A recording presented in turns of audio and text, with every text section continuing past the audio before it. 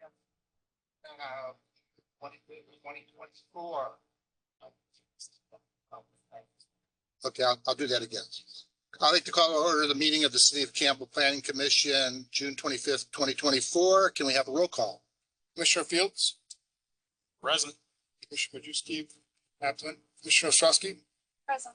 Commissioner Crave? Here. Commissioner Buckbinder? Absent. Vice Chair Campcart? Here. Chair Scissor? Here. Okay. By ways of introduction, my name is Alan Zisser. I'm the present chair of the City of Campbell's Planning Commission.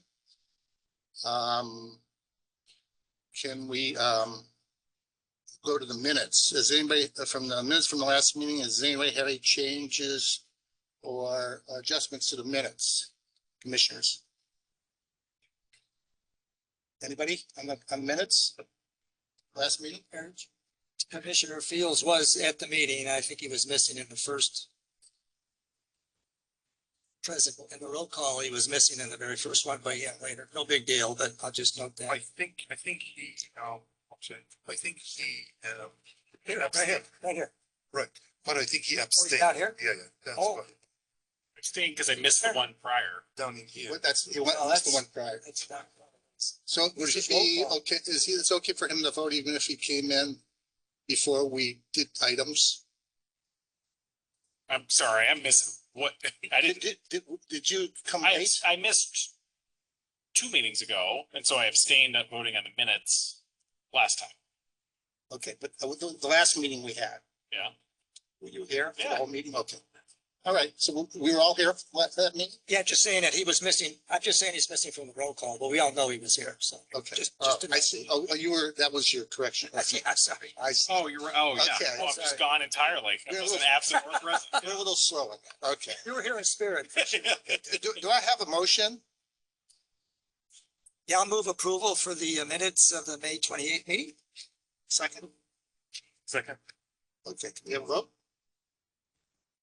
Commissioner Fields? Aye. Commissioner Ostrowski? Abstain. Commissioner Crave? Aye. Vice Chair Campcart? Aye. Chair Scissor? Aye.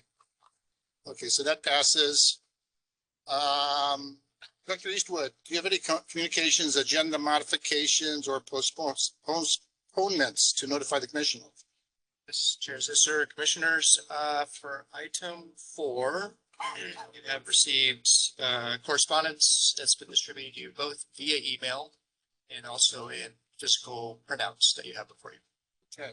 Thank you, Commissioner. All right, thank you.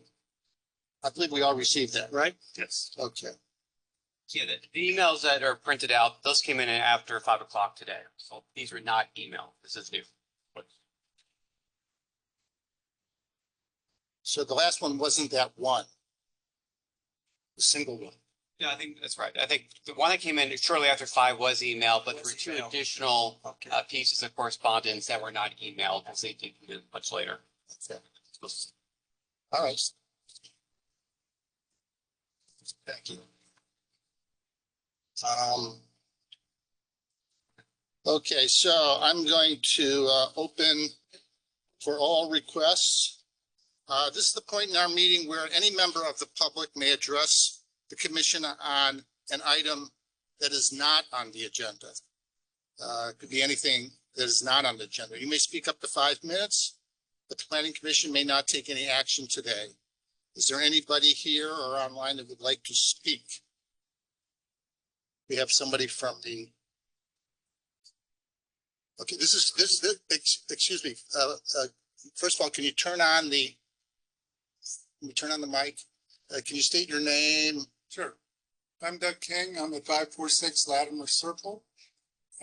This is not related directly to Uplift Development, but it's sort of, because just on that same intersection of Llewellyn and Latimer Circle, coming our way at 476, that house got sold and they moved the fence.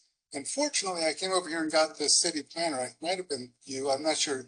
And they came right over there and moved the fence back so that it aligns with all the other fences on that street. But what they didn't, I don't know how it works, but they couldn't do is put in a sidewalk. That's all gravel right there. and there's parking right there, right at the intersection. If we're gonna double the amount of cars and children and people coming through that intersection, we need to fix that house. Okay, that is relevant. Better? I know, but it's not really related because I've been asking about that for years. Now this makes it even more Okay. relevant. So we can't comment on it, on that particular thing, but, It's getting it in the record. you can get it in the record and somebody will, we can have somebody contact you on that. Okay, what was your last name? Thank you, sir. Anybody else want to speak on something that's not on the agenda? Okay. Anybody online? Okay, I'll close oral requests. Okay. So before we start with our regular agenda items, I want to provide some information on how we will be conducting the meeting for each item. For each item, I will first announce the item and then ask for a staff presentation, after which the commissioners may have some questions for staff. After that, we will open the public hearing and first ask the applicant to speak, if they are here and wish to speak or online, followed by any other members of the public. The applicant will have 5 minutes and members of the public will have 2 minutes. We will first have any public speakers physically present and anyone attending via Zoom. Members of the Planning Commission may have questions for the applicant or any of the public speakers. Once we've received all public testimony, we will close the public hearing and the commission will then have a discussion, and then will be a motion and a decision based on the nature of the item. Before we start on the items, do any of the commissioners have any disclosures regarding items on our agenda tonight?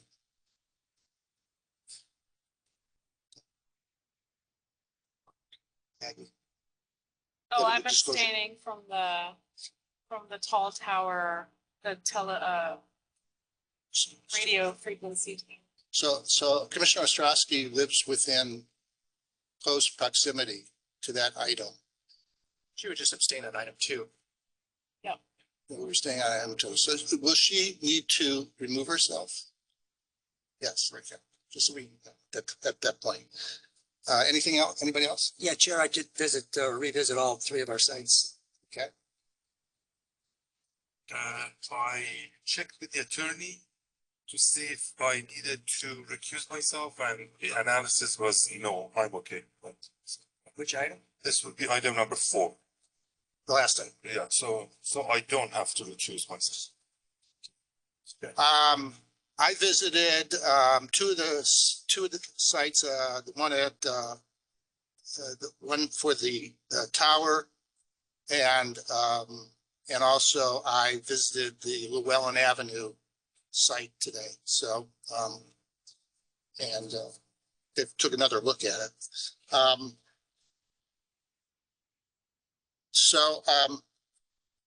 Before we actually go to the first item, I just want to ask, maybe I get some hands on who's here for the Llewellyn item. Okay, I figured, okay. So I just want to let you know it's the last item. Yeah, there's only 3 items. It's the last item. So we have a couple items before we get to you. So I hope you're patient a little bit. Hopefully it won't take too long, but we'll definitely get to you and cover everything tonight. Okay, so first item on the agenda.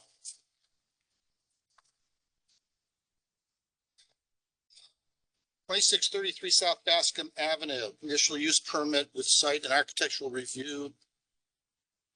Resolution, this is where this is it. We'll see you in a little while. Okay.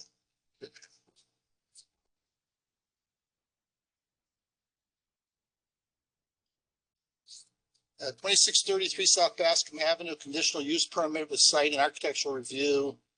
Public hearing is to consider the request of Lens Consulting on behalf of McQueen Limited Partnership to allow the construction of a 75-foot wireless facility tower designed to resemble a eucalyptus tree on property located at 2633 South Bascom Avenue. Project involves seeking a specific exception to existing zoning regulations, as the proposed tower exceeds the property's standard allowable height limit of 45 feet. The application under consideration includes a conditional use permit with site and architectural review. It's PLN 2023-1. Staff is recommending that this item be deemed categorically exempt from CEQA. Planning Commission action is final unless appealed in writing to the city clerk within 10 calendar days. Project planner is Larissa Roman. Larissa, it's all yours. Thank you, Chair. As you mentioned, the project before you tonight is a conditional use permit with site and architectural review to allow a wireless facility at 2633 South Bascom Avenue. The project site is zoned neighborhood commercial and is generally surrounded by commercial land uses to the south and east as depicted on this site map here, and single-family residential uses to the north and south as depicted here. From this pink line, you can see the city of Campbell's boundary ends here along the project site. And this property here to the south is part of Santa Jose and is currently developed with an existing hotel. Access to the site is provided by a private alleyway with entrances on Cambrian Drive and South Bascom Avenue. These two parcels share the same address and ownership, the front parcel and the rear parcel. The front parcel is currently developed with a commercial building occupied by a private communication services building, and the rear parcel is developed with many existing buildings that support the front parcel's business operations. This application would allow for the installation of a new concealed wireless facility designed as a faux eucalyptus tree, which would serve the AT&T network and is requesting a limited exemption from standards to exceed the allowable height of a tower facility, which otherwise would be 35 feet, and they are proposing a tower of 75 feet. The request would also allow encroachment into the otherwise required setbacks. From the slide here, we can see their proposal. This would be the location on this rear parcel, and this would be an elevation of the proposed tower. A limited exemption from standards is granted when the two following points can be made. If there is a significant gap in coverage of the proposed wireless carrier, and if alternative sites were identified and deemed infeasible. As part of the application, the applicant provided maps demonstrating the need for coverage in this area. The city hired a consultant to verify that based on this information, one could conclude a significant gap in coverage would occur without this facility. These maps and the consultant analysis are also available as part of the report that was prepared for tonight's hearing.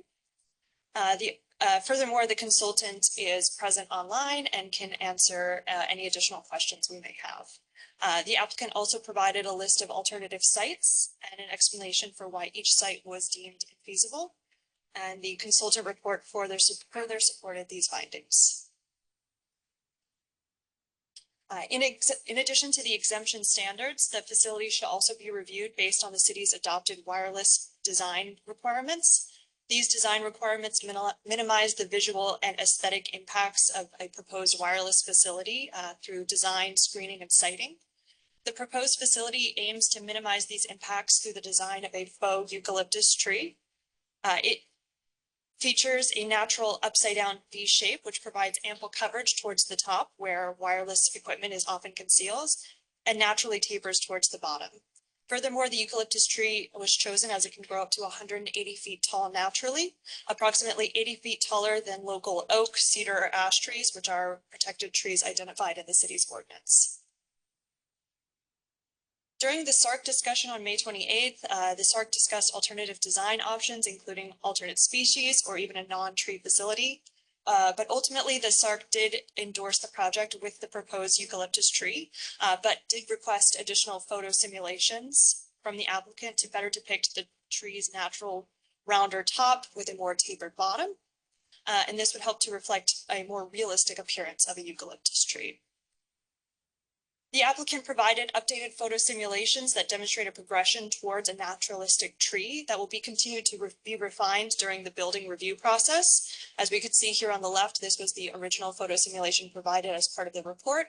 This was an updated photo simulation that was provided after the report's publication.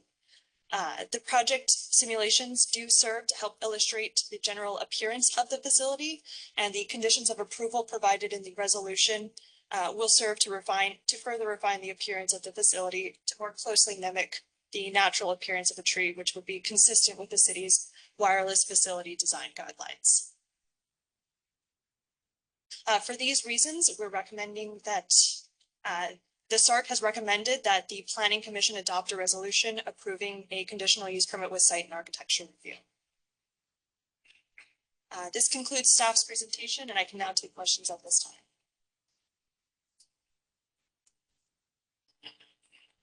You want to start, Commissioner Davis? We reviewed this in SARC. Pretty much all of my questions were related to the questioning why that didn't look more like a tree instead of a cigar. And I see the note that there's an intent to update the plans, but was there a reason we couldn't have done this by the meeting time? Maybe as a question for the applicant. The applicant did provide some updated photo simulations, which you can see here on the screen. The accompanying project plans, which will further demonstrate the proposed changes, including additional branch height, etc., will be, it has been conditioned as part of the project and will be further refined during the building review process. Okay. The project is also under a specific protections for wireless facilities under federal law. And so there is a shot clock associated with this project that we would have to make a decision within 150 days. As of today, it has been 120 days. So there, we would like to make a decision tonight in order to meet these shot clock deadlines. Just confirming my understanding. So they'll still in the next 30 days submit updated designs to make it more tree-like, which the community development director would approve. This entitlement as part of this conditional use permit will generally approve the siting, the height, and the overall location of the tree, the design, and some of these aspects. However, the project will also go through a building permit round of review, in which case the conditions of approval as applied for this project will be to continue to better refine the overall design of the tree, which will be reviewed by the planning division. So the proposal will have to satisfy. That makes sense. The requirements of the. Then those are my questions. Thank you so much. Yeah, Larissa, I don't know if you know this, but most of the cell phone towers in Campbell and in the region, I guess they're probably 75 feet or close to that, aren't they? Pretty typical. We had a recent application that was also for a similar a similar height of 75 feet. However, there is really no standard height. It really depends on coverage requirements, location, other factors. Okay, so the heights do vary then quite a bit, maybe difference and different zones too, I would imagine. And I was just going to add another question you might not be able to answer, but I'm just curious as these cell phone towers come up, and I know all the supporting material that they needed coverage, but will we ever be saturated? Will we ever have enough of these cell phone towers that we don't need anymore?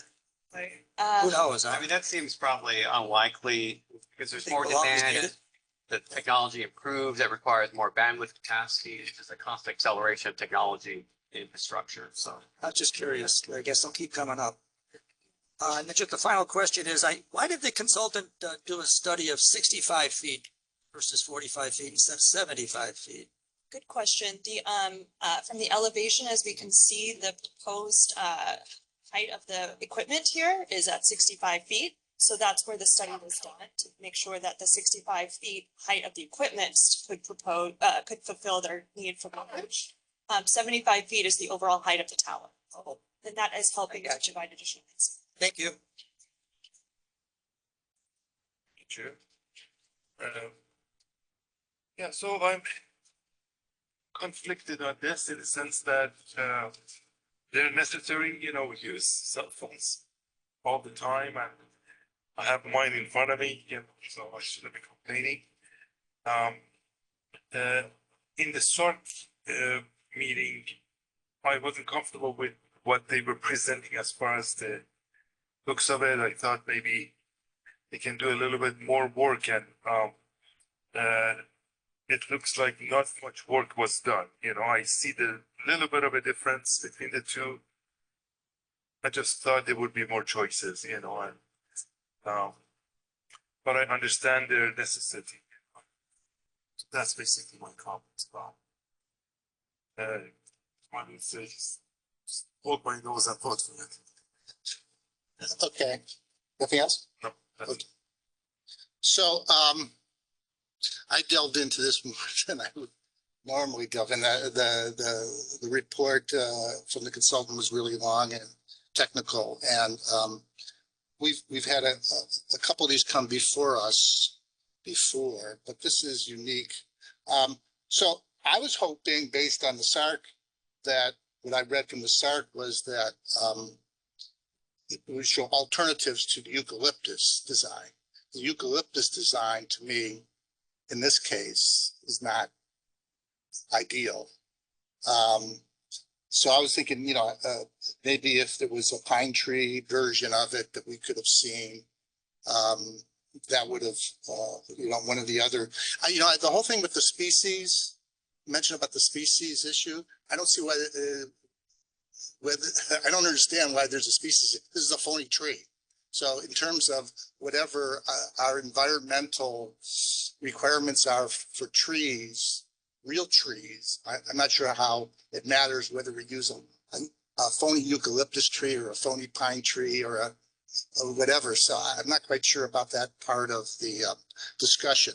It doesn't seem to me that it would really matter, as long as I think whatever we pick, if we decide to go ahead and pick a species, it's a plastic tree. So Yeah, I think the idea is there that some species have more foliage at the top. right, so I understand. are able I to do understand.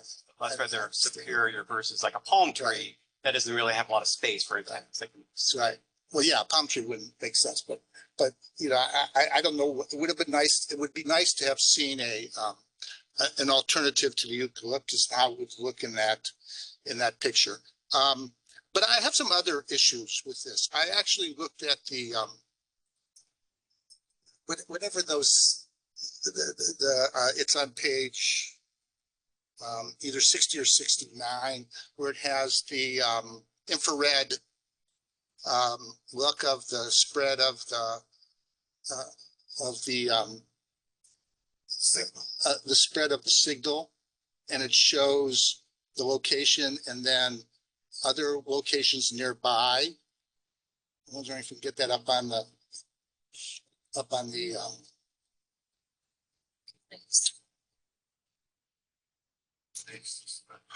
it's either 60 or 69. Is it this one? Yeah, it was the one that has like 4 of them. Maybe it's 69. Yeah, 69. 69? Okay. 69. You have the whole package.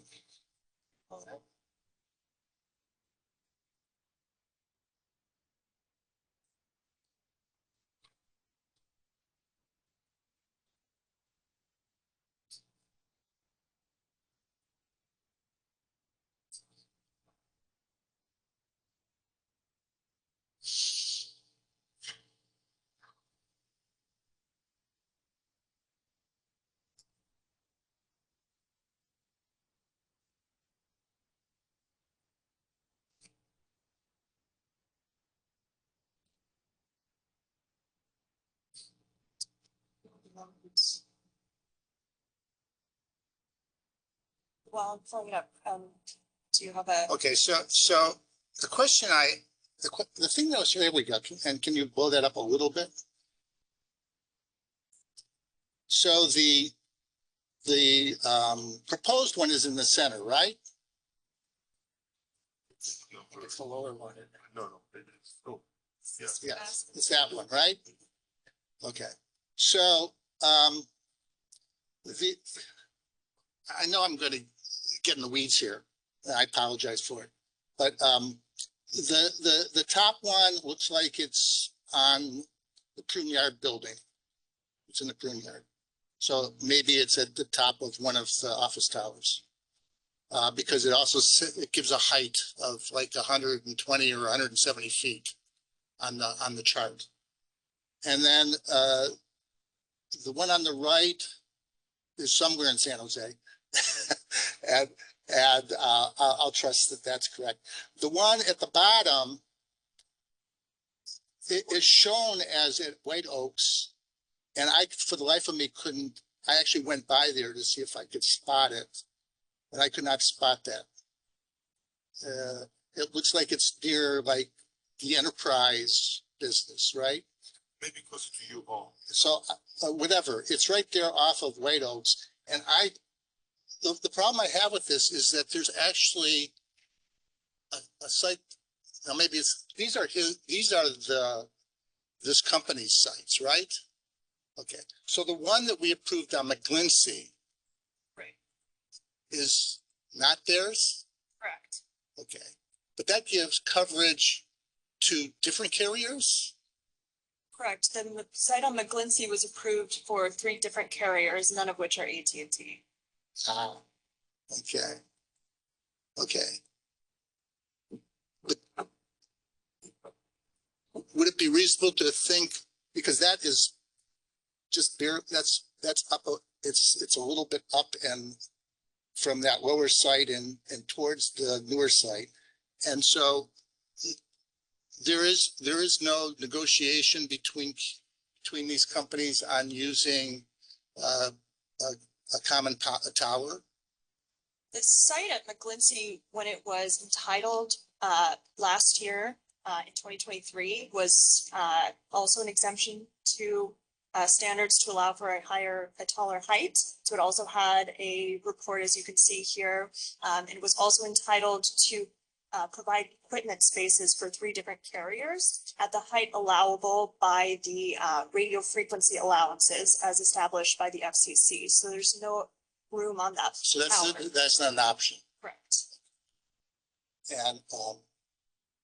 And there's also in the report, they looked at PG&E towers, and the closest PG&E tower to this proposed site is up the road 2 blocks, about less than 1,000 feet away on Union, which seems to me pretty close. Okay, and would seem to me give similar coverage, and yet I don't recall off the top of my head what the reasoning was, that it was going to overlap coverage, or I'm not sure quite what the reasoning was for that. The consultant did look upon staff's recommendation to look at those lattice towers. Ultimately, the applicant determined that they were going to be infeasible due partly to the absence of PG&E looking to enter into some sort of lease negotiation. And lease availability has been established through case law as a reason that a site could potentially be infeasible for wireless carriers as an alternative site. Additionally, the consultant did look at those PG&E towers for proximity, if they would provide the same site coverage, and concluded that they did not. The consultant is also on the call here tonight online and can answer any questions further to that if there are any. But aren't PG&E towers commonly used to place cell facilities on? The tower exists, so if PG&E is interested in entering into some sort of lease negotiation to put some wireless equipment on their tower, that's a possibility, but it is ultimately up to the tower owner, PG&E, to determine when and where to enter into these negotiations. I actually think the one on the right is a PG&E tower. Maybe I'm mistaken. Maybe the applicant can clarify that if they have any others on PG&E towers. The other thing that was concerning to me was the comparison. It was where they, I'm not sure what page on, where they had different coverage based on heights at 45 feet, at 55 feet, at 65 feet. Okay. For the life of me, I couldn't see the difference. Now, I know that the consultant concluded the numbers were 15 or 20% better at 65 feet versus 45 feet. But when I looked at those infrared maps, or whatever they are, I could not see hardly a pixel. I could see hardly a pixel difference. So I'm just curious about, obviously I'm not knowledgeable about this kind of thing, but, I have a little technical background, but when I look at those maps that are put into the report, and compare them, I can't notice a difference. And so maybe that's a question for the applicant as to should we be seeing a coverage distance difference on those? Because I could not notice a difference when we went up to 65 feet from 45 or 55 feet. And it's pretty detailed. It goes down to, it shows the map almost parcel by parcel. You can notice, the parcels. Could you put that up just for a minute, just so other commissioners could see that? If you could find that.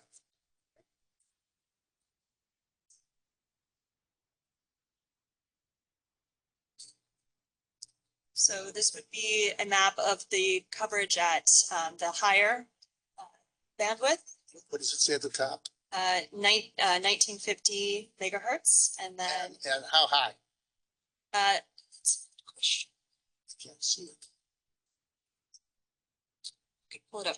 The consultant report findings were that it was, and I had that pulled up originally to discuss. Regardless of our ability to read these maps, the findings by the consultant were that the limitations in coverage were reduced when the height of the facility or the height of the equipment was reduced.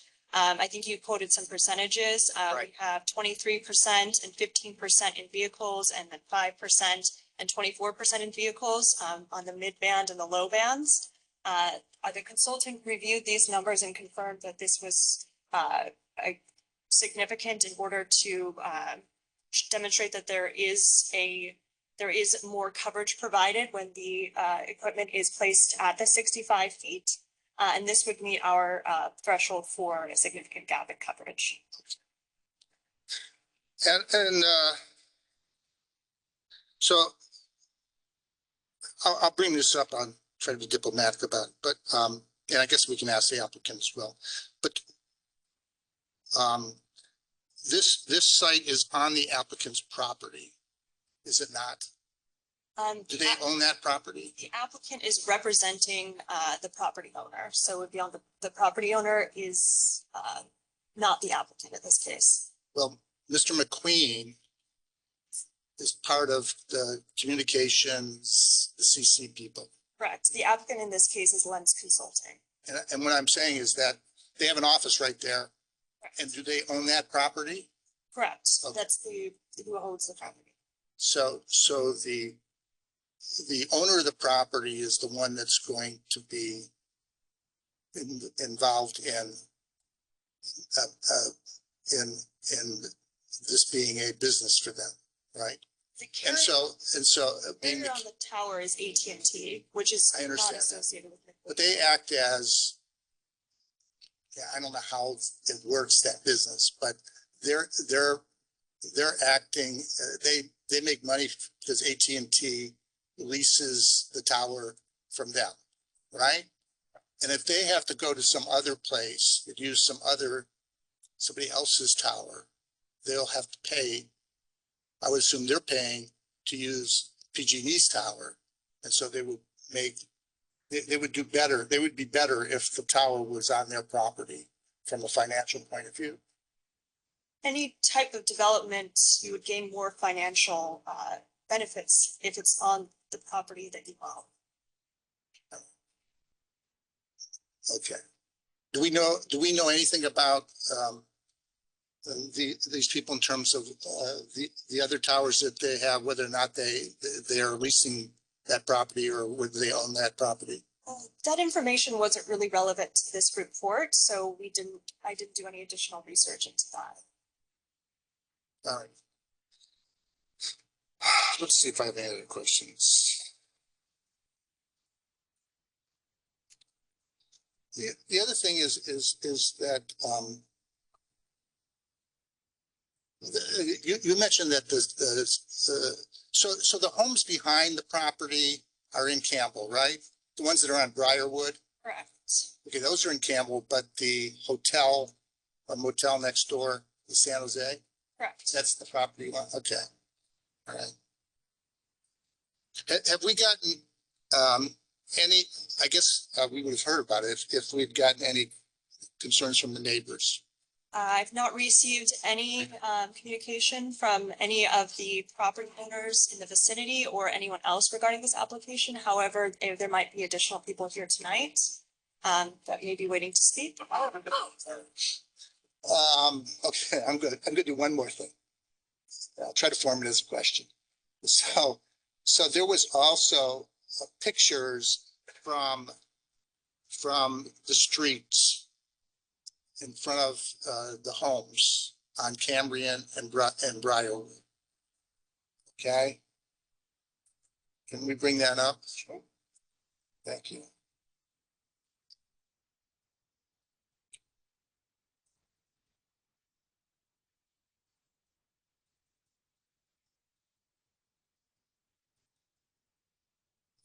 Okay, so this is from Cambria, that's from Cambria, right?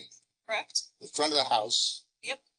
And you can see the proposed thing there. And then it's similar from Briarwood, which is around the corner. And you know, I guess if I'm going to come up with a question is, do they have pictures from the backyard? Because this is the front yard. So it's another 50 to 100 feet a distance on that picture, which makes the tree look small from that distance. Yet if you're in the backyard, you're much closer. And it would have been nice to have a picture from the home's backyards, right? To see how it really affects that homeowner. And I'm guessing that the applicant didn't supply those pictures. That's correct. Generally, when the staff reviews projects, we look at the perceived visual impacts of the project from the public right of way, which is where the general public will be experiencing the project. If the property owner directly abutting the property had requested some additional photo simulations that were depicting what you're asking for, that could have been a possibility that's the applicant could have prepared. However, I didn't see it relevant to ask for them, since the visual impact of the project will largely be perceived from the public right of way. Okay. Thanks for being patient with me.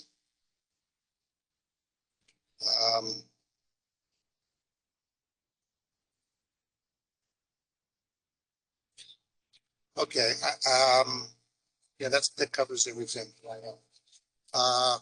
So, commissioners, do you have any more questions? So, okay.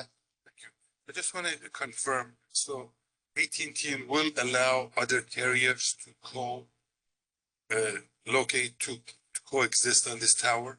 Correct. This tower has been designed to have two potential additional carriers co-locate on the same tower, which can be done through an eligible facilities request, which means the project will not need to go through planning commission review, but can be done so through building. Anybody else? Okay, we'll close that. And we'll open for public comments on this. And have the applicant speak if he wishes to, he or she wishes to. Thank you, commissioners, and thank you, Larissa. My name is Eric Lentz.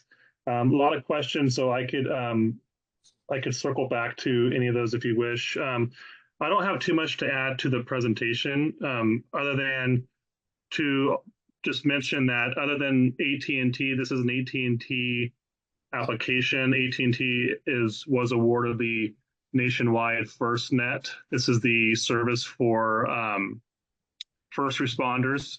So in the case of an emergency, Santa Clara County as a whole is a subscriber to FirstNet. So this would be a critical piece in emergency preparation.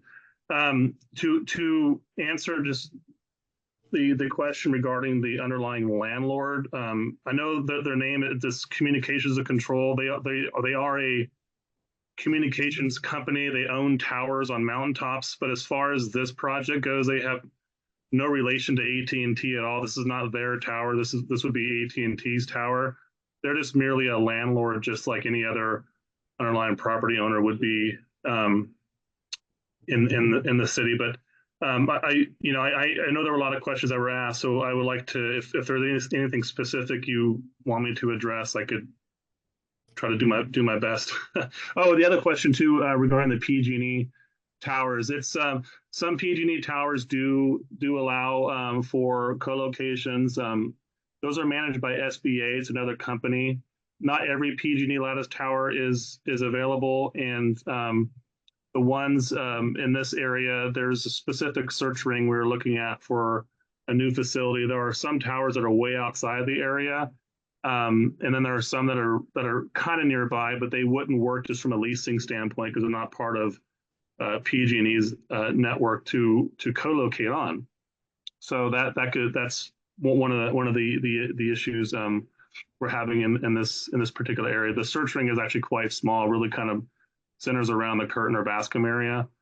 We looked at a lot of rooftops, which you saw in the alternative site analysis. Those are very low in this area, we needed a height around 65 feet, 75 with the total tower. So that's why we get the height that we're proposing. But I'm available for any specific questions if you need to ask. Thanks.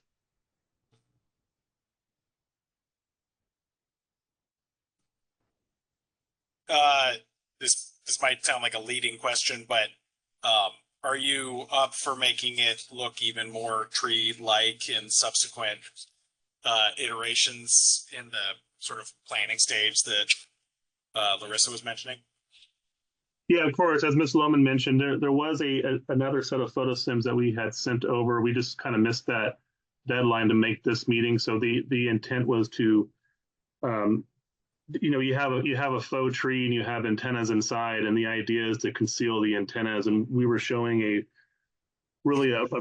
branches that weren't fully covering antennas, but we through a building permit process, we'd be really clear about our branch spacing and how many branches to put in. So we're really concealing the antennas and not just having a fake tree like someone mentioned, a palm tree where it looks like a palm tree, but it really doesn't. Antennas will stick out of it. So we're trying to have this concealed as much as possible.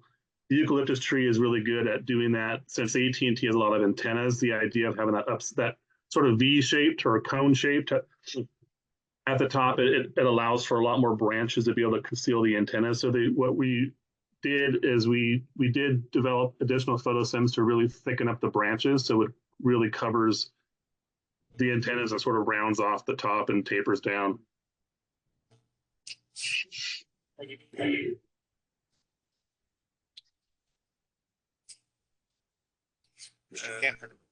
Chair. So you said you were looking for taller buildings, maybe co-located on. Would this include residential buildings or mainly commercial buildings you were looking for? For a rooftop location, it really depends on the code of a jurisdiction. This area right here, it's half of it's San Jose and half of it's City of Campbell. The residential in this area, we're looking at a lot of single family home, which we don't typically do a tower on a single family home in a city. There are some apartment sort of townhome types that wouldn't be conducive to a rooftop wireless. The larger buildings we saw were a little further away. Of course, we have the AT&T's closest site is at the Prune Yard at the tall building. But there were other locations that we looked at. There was a church nearby. The landlord was not interested in it. But really, the majority of the buildings in this area are very short and would not be conducive to a communication facility. I understand. Yet my question is, at the corner of Camden and Bascom, we just finished I think it's a 6 or maybe 7-story residential building. It is on the San Jose side, because on this side it's Campbell, the other side is San Jose. And this is pretty close to Curtin and Bascom. And then just farther up Bascom, there's other 6 or 7 story buildings, you know, these are all residential that I know of are available. So I'm just, you know, I just want to make sure you had the chance. I think you might be referring to, there's a building on Shamrock Drive. Is that what you're referring to? That some of these buildings, we did approach landlords and they weren't interested. There's one specific one on Shamrock that's brand new, has rooftop accessible areas near the top of the roof, which would present an issue when we do the RF report, and creating areas of exposure that exceed the FCC limits for both public and occupational limit. Well, in this case, it'd be public limits. So we try to steer clear of buildings that have these sort of accessible areas near the roof. Got it. Oh, thank you.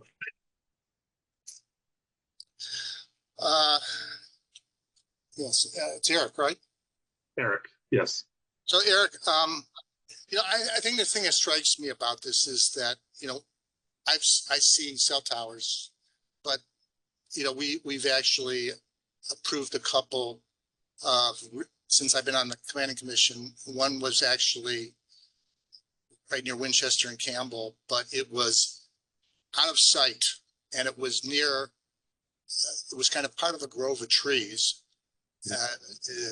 behind the assisted living center in Winchester, and you can't see it at all. You have to look really hard, and they were trying to update the. This is when I learned about the fake foliage, and so it has no it's not noticeable at all. It's stuck deep in the property, and sits next to a couple large trees, kind of like a grove. So it has no visibility.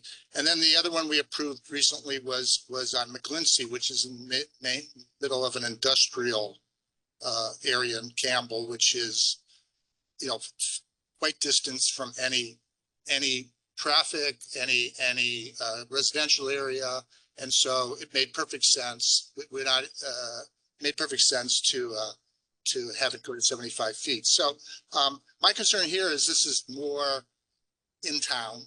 It's adjacent to and I haven't seen other 75-foot towers other than like near the freeway in areas where there isn't a residential. So I guess one of the questions I have is how common are there other examples of where there are 75-foot towers that are in a location that is, you know, in town, you know, sort of in town, near residential, near commercial corridors like this one is? Because I personally haven't seen that as common. It's like unless it's up on top of the building.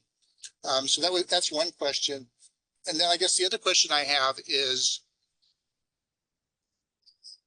how crucial is this 65/75 foot height? Is going down 10 feet a possibility? I'll answer the second question first. The AT&T is very adamant on the 65 feet that they need to do. That's what the consultant prepared. Well, AT&T prepared their coverage maps, and then that's what the consultant had verified. Any lower than that, and they do not close that significant gap. Your other question regarding other similar towers just like this in the area, right on the Almaden Expressway in San Jose, in the middle of the road, it's literally in the island in the middle of the road. There's this it's actually a pine tree, but it's right in the middle of the road. I know thousands of people pass by it every day. It would be Almaden Expressway and like around Foxworthy. It's just right in the middle of the street. And other areas in the Bay, yeah, there's quite a few. Actually, this eucalyptus tree, another example would be in Cupertino, right on 280. If you're sitting stuck in traffic on 280 heading either north or southbound, you look up and there's a 65, 70-foot tall eucalyptus tree that it stands on its own. There's a retirement community up on the hill, and if I mean, it took about a year for me to finally notice it was there. I drove up one day and took photos of it, and it's a really good example of what these type of trees look like. The other example I have too, it's underway right now in San Francisco, is a 90-foot tall eucalyptus tree at the Palace of Fine Arts in San Francisco. So that's behind the Palace of Fine Arts, where Highway 101, Chrissy Fields right there. There's a 90-foot tall eucalyptus tree in the permit process right now. Okay. I just wanted to add that the location, in addition to the height together, were considered as part of the analysis for the significant gap in coverage. So we are taking this location in addition to the proposed height together to make that determination. Okay. Yeah, I think the thing that was striking is when you see it from the pictures from the road and it's sitting there, you know, all by itself above the single story commercial buildings. And I'm, you know, I guess the other question I have is that if we're comfortable with going with the tower, but we're not comfortable with the shape, how we can approve, you know, how we can approve it yet not approve the shape tonight? Is there a way to do that? Or do we have to delay this? Well, the proposal is for a 75-foot eucalyptus tree that's designed, or a cell tower that's designed as a faux eucalyptus tree. So we would be approving the location of the tower, the height, and the concealment method. In the conditions of approval that I've prepared, the photo simulations, additional photo simulations will be prepared, provided by the applicant, to better address some of these concerns and to better mimic the natural shape of a tree. And so that will be done after this approval through the building permit process to be reviewed by staff. So tonight you would be approving the tower height, the location, and the concealment method, which would be the eucalyptus tree. The conditions of approval state that the project plans, or the construction of the tower, will generally conform with the project plans, which can continue to be refined during the building permit review process. Okay, so it sounds to me that if we're uncomfortable with the eucalyptus part of it. Well, I'd say Rob Easton, Community Development Director, usually have three options. One is to approve with conditions. The other is to deny. Third is continue. As Larissa mentioned, there's a shot clock provision. I believe you do have no option to continue the item. If truly commission warrants there has to be augmentation of the trees after commission feedback, there's a condition to address that. It delegates the decision authority to the direct staff, so it's not in the public forum. Alternatively, if the commission fundamentally thinks the tower is incompatible with the city's design requirements, you do have the option to deny the project. Okay. I'm just thinking that if there's this, again, it's my personal take on it. I don't know what it would look like in a different configuration of the eucalyptus until we see some renderings of it, but that would maybe be more appealing. So it's possible we could continue to the next. We cannot continue to the next meeting. And why is that? I thought we were. I'll let the city attorney augment anything I say, but under state laws, there's what are called shot clocks, which is the amount of time the city has to review this application. Effectively, this is the end of the shot clock. There is no more time. I thought we had like 20 or 30 days. We've used 120 of the 150 days, but it wouldn't give us enough time to have the applicant prepare additional materials, do the additional noticing, and prepare the report for the upcoming hearing. To be referred in the. You can do it in 2 weeks. We wouldn't be able to note. We don't know. Oh, But the applicant needs to prepare materials. They need to be put into a packet and distributed. In 2 weeks is simply not enough time. Okay. All right. You did say you have a choice of approved with conditions. So can the conditions be, don't make it look like eucalyptus, make it look like something else? Is that a compromise? I think it'd be a matter of comfort. I mean, if it's a radical redesign, You need to know that design to make the findings to approve it. It might be outside the comfort zone of approving the project, knowing what's been presented to the public and the planning commission is something radically different. So normally a condition will say to refine the project, you know, in the spirit of the design that's proposed to meet certain design expectations. So if we did go with the condition, it would be up to yourself as the director to find the condition acceptable, or would it be another body? It would be delegated to the staff, the community development director. Yes, that's correct. Yes. So let me ask you, so I understand the shot clock thing. If we miss the time, the deadline, what are the repercussions to the applicant? The project would be automatically deemed approved. Deemed what? Approved. Deemed approved. So you're saying that even if we reject it, even if we continue it and we miss the time, it will automatically be approved. This is state law, federal law, what? Federal law. Federal law. Okay. Okay. And if we reject it, then they can appeal this to city council. And The shot clock thing. Yes. Subject to appeal. do it again. Subject to appeal. Subject to appeal in 10 days, right? That presents a shot clock issue as well.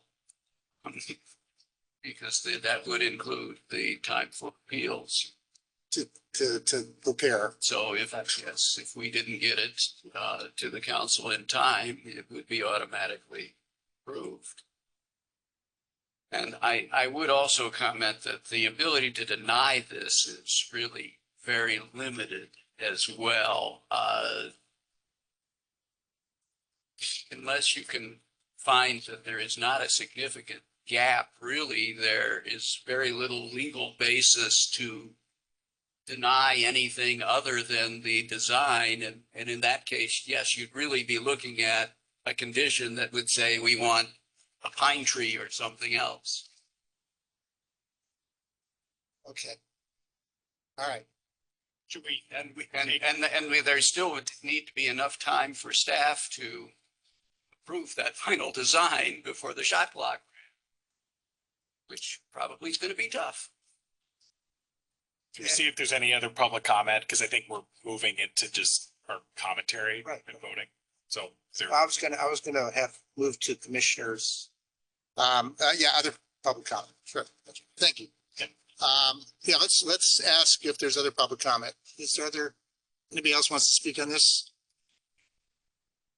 Anybody in the audience? Anybody online? Eric, you have anything else to say? Okay. Yeah, I mean, I'll just real quick, the reason why we didn't choose a pine tree, because the pine tree has that upside down V shape.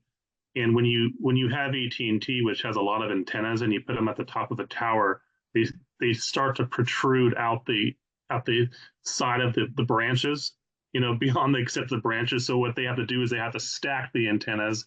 And when you stack the antennas, you end up lowering them, and then you lose your coverage. That's the reason why the eucalyptus was chosen, because it conceals antennas at the top of a tower versus having to stack them, or conversely have a tower that's 90 feet tall where the antennas are around 65 feet. Okay. Yeah. Since you mentioned that, how about a cedar tree? What's the issue with a cedar tree?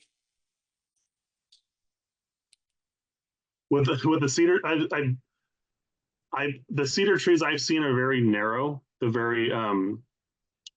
the same issue with the pine tree. Okay, thanks. During the SARC hearing, we did consider alternative tree species. The applicant and I discussed different species, and we discussed why they would and would not work in this location. We did look at the overall streetscape of the site, and we saw that while there are no existing eucalyptus trees, and there are numerous plethora of palm trees at this location.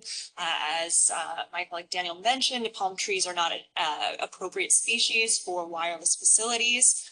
Furthermore, the deodar cedar trees, as the applicant mentioned, don't have the correct shape where they're narrow at the top and wide at the bottom, which is counterintuitive to a wireless facility. Furthermore, we looked at the applicable design guidelines that the city has put forth, and based on these design guidelines, eucalyptus trees are a preferred species. And so to be consistent with these design guidelines, together with the SARC, we did agree that the eucalyptus tree was a preferred species for this location, and we're just still trying to refine the overall design of the eucalyptus tree. Okay. Anybody else have any questions? Okay, no questions. I'm going to close the public hearing. Now let's go to discussion. Okay. Mr. No, this has been a good discussion. I mean, obviously the issue with this thing is that it's isolated all by itself, so it sticks out like a sore thumb. But you know, I did buy the arguments for the location, for the general location, for the height. It was kind of interesting to me that higher height actually saves you a little RF raised, which I hadn't thought about, but of course makes perfect sense. And the taller tower, I guess, in theory, might mean fewer overall towers, I suppose, although that didn't really come up. So I guess what I'm saying is, my take on these things, and maybe everybody's different, I know, but it's one of these things where if you know it's there and you see it a lot, it's kind of bugs you. And if you don't know it's there, and you might not even notice it for like, a while, even something like this. And then if you happen to live close, it's a different story and you're seeing it all the time. But then, it's like if you need to live near an airport, you kind of get used to it and kind of disappear. So I don't think it's a huge issue. I guess I would buy the staff's take on it, that they've looked at other trees and that this is the best tree and it's going to stand out. And some people are not, a lot of people aren't going to like, especially people that live there, they're going to see this thing and say, big sore thumb, but you kind of get used to it, and that's kind of a necessary evil. I don't like it up there, but I think I'd be okay with it. I'd be okay if we wanted to craft a resolution that just asks staff to look at different designs of the eucalyptus tree, or perhaps even a different type of tree if that might come into play. But otherwise, I think I'm okay with it. I appreciate all the discussion, though. Thanks.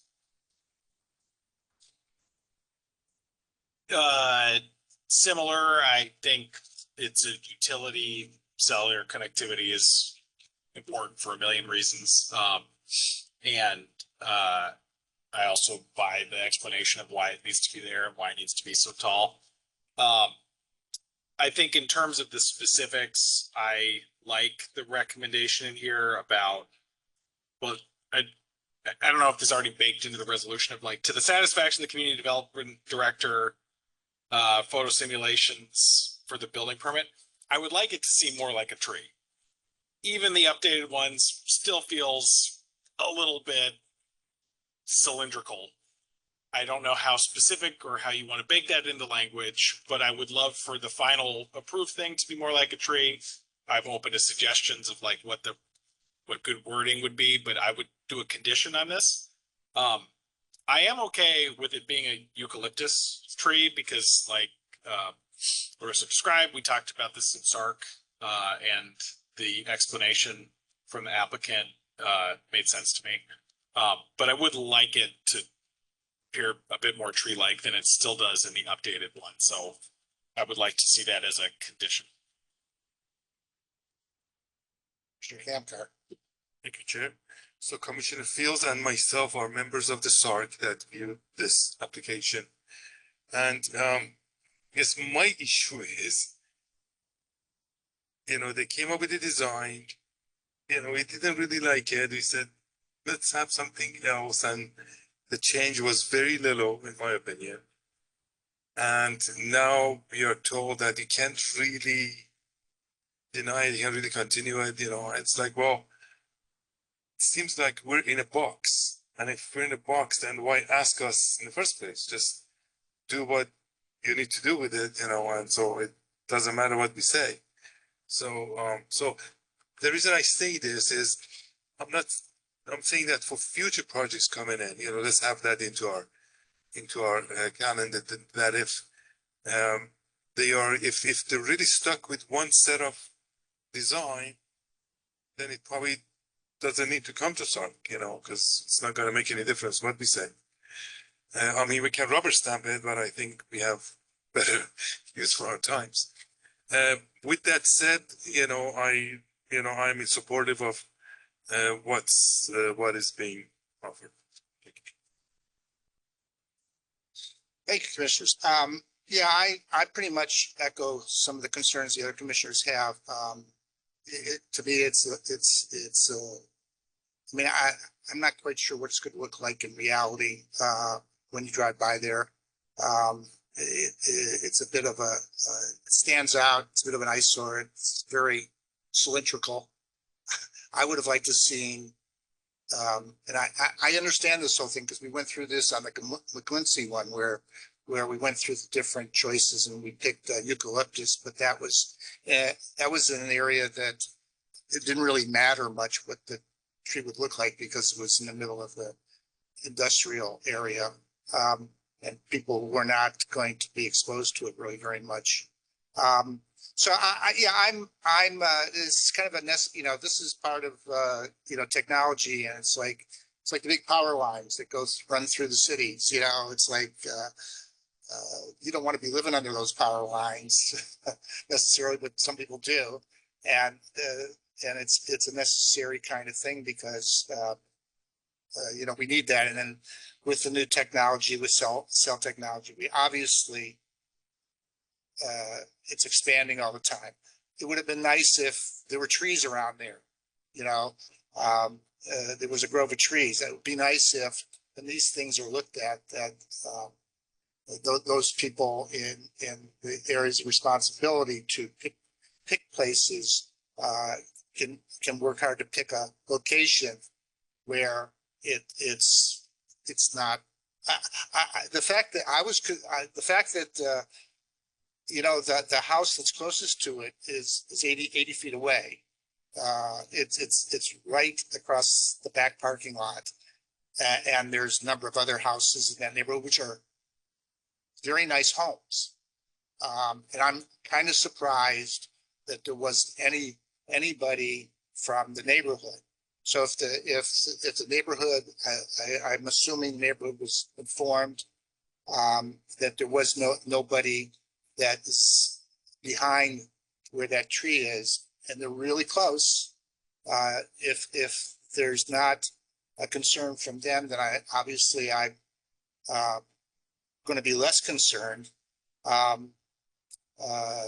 because my concerns are usually what are the local residents and businesses would be concerned about.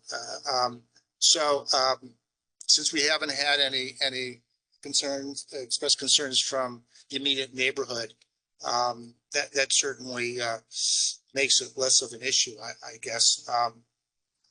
I would like to have something in the wording as well, like Commissioner Davis said, where the staff works on some modification to the eucalyptus look that makes it less barrel shaped. I guess you can't taper it down, can't taper it up on that thing.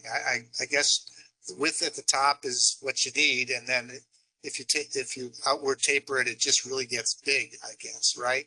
So, but I would like to see the staff spend a little time making sure that we can optimize the look of the eucalyptus look, and I would be happy. I would be satisfied with that. Whether or not the other commissioners would agree on that. Okay. All right. All that said and done. We have a motion. Can we have a motion with the modification to ask that the again, it feels clunky in the language, but that the proposed design feels sufficiently tree-like to the satisfaction of the community development director? I do already have existing language in the resolution that does speak to that. Commissioner Fields, you did read it out earlier, but it is condition of approval, number 3, A and B. It does say that, as part of the plan revisions, to be issued, to be provided as part of the, building application, additional photo simulations will be provided that depict the faux tree, which shall demonstrate the proposed facility shall replicate the shape, structure, and color of live trees and be designed to look like the tree species they intend to replicate, and that the branching shall not make the tree look top-heavy or unnatural. And B, the elevations shall be updated to depict the branch connections, which reflect a rounder top with tapering towards the bottom. That looks great. So then no modification, just I make a motion to approve. We adopt a resolution approving a conditional use permit with site and architectural review PLN 2023-1 to allow the construction of a 75-foot wireless facility tower designed to resemble a eucalyptus tree on property located at 2633 South Bascom Avenue within the neighborhood commercial zoning district. Project requests an exception to zoning regulation to exceed the allowable height limit, finding this project categorically exempt under section 15301 of the California Environmental Quality Act. Second. We have a vote? Commissioner Fields, Aye. Commissioner Craig, Aye. Vice Chair Camcar, Aye. Chair Susie. Aye. Okay, that passes. All right.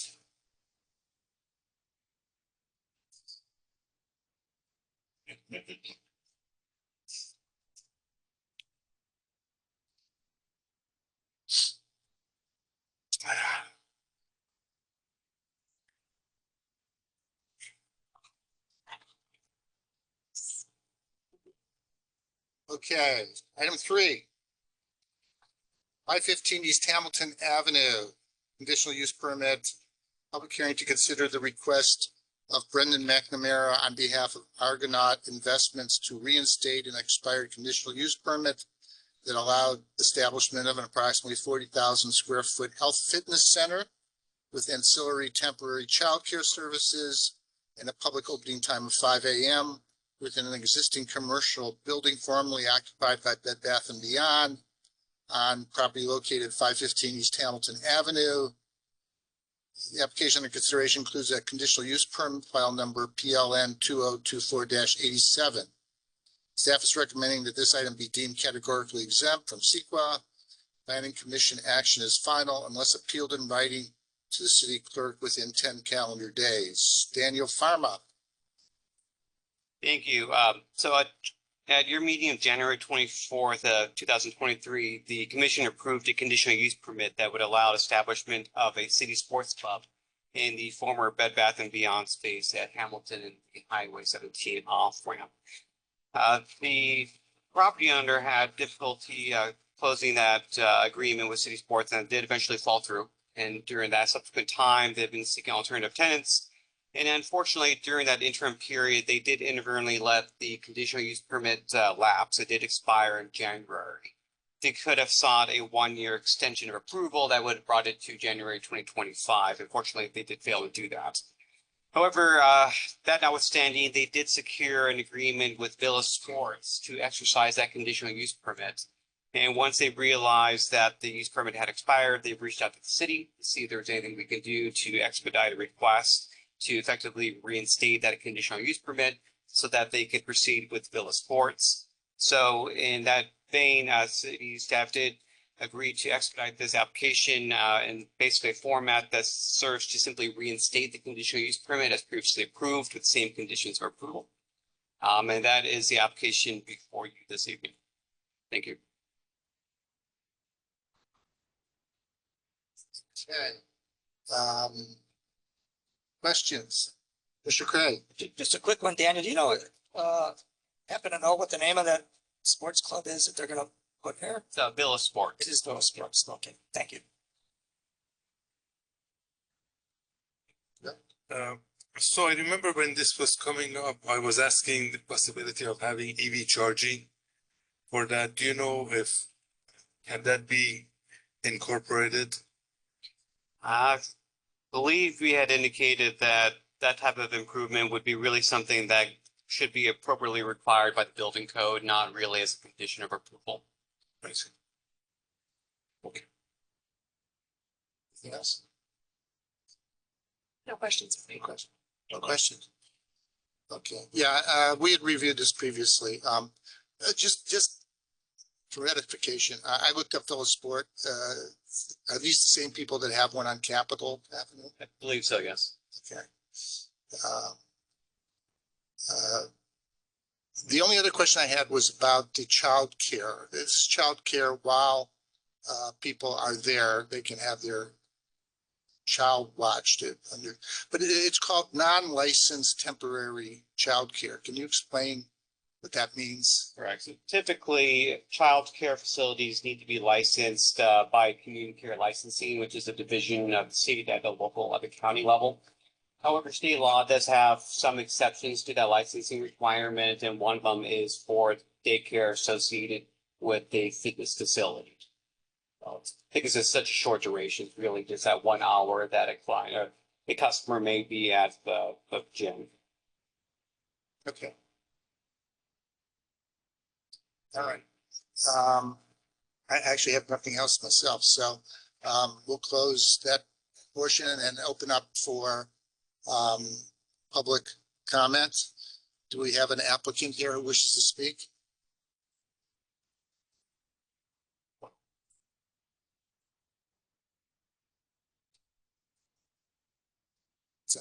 It's on. Oh, that's on. My name is Brennan McNamara. I'm the applicant for Argonaut Investments. Thank you, commissioners and city staff. To answer kind of the one question, we were engaged with Tesla for the charging stations. Unfortunately, if you read in the paper a couple months ago, they stopped their EV charging stations. But it is something that we're still interested as a property owner. And thank you for your consideration for reinstating our CUP. Thank you. Okay. Sorry, I missed what you said. Tesla did what? The couple months ago, Tesla kind of stopped their EV charging stations future development, or I don't know how long, but we were in talks with them. Unfortunately, that whole department, most of the people we were in touch with were like and that would be, so yeah, Argonaut owns that entire center, right? Correct. Including Kohl's. Correct. Right? So this would be more about putting in charging stations for the entire center. We currently have numerous charging stations in front of Kohl's. Oh, you do? From the January 23 meeting we had here, the question was if we could add a few more, given how many EV electric vehicles are in the city of King. Okay. Thank you. Thank you. Sorry, one more question. All right, is this a Villas? I noticed you have an athletic club and also sport fitness. Which one is this going to be for Villa Sport? For Villa Sport, I don't know the specific question, or the answer to that question. Thank you. But they are the people that have it on Capitol, right? Correct. Okay. Do you know if they own any others? Or is Yes, that just I'm aware of one in Roseville, Dublin. Those are the ones I know for sure. Maybe one at okay? So they've been in business for a while. Correct. Okay. All right. Thank you. Anybody else? Thanks a lot. Do we have anybody else who wants to speak on this? Okay, I'll close the public session. Mr. Davis. Yeah, bummer this didn't get moved on before because seems like a good location that's been empty. Hopefully this can proceed and we can make use of that space. I'm in favor of the application. Thank you. It looks fine. Just one question, Daniel. How long does this CUP last? From today? Okay. Yeah, thank you. I'm for it. I'm also for it.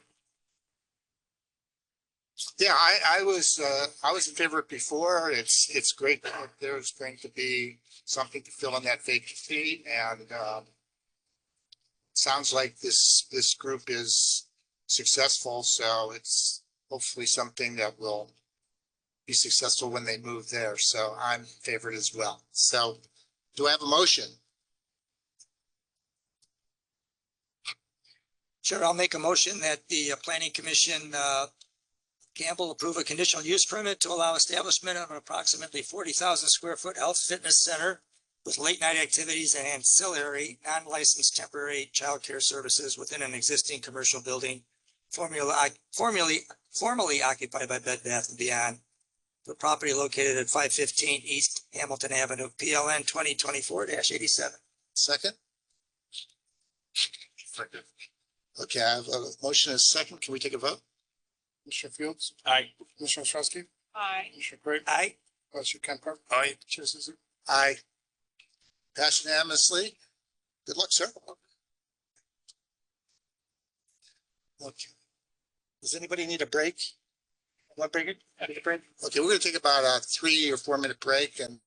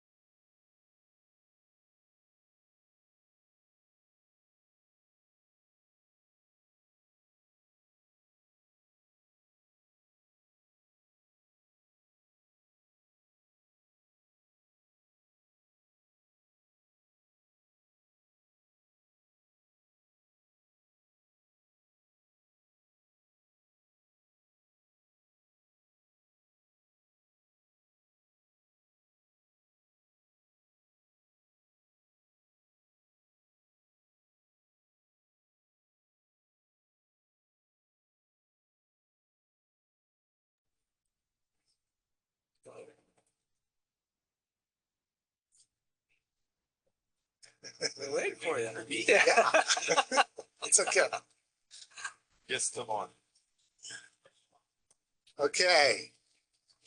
I'll bring it back to order. Item 4, PLN 2023-164, 251 Llewellyn Avenue.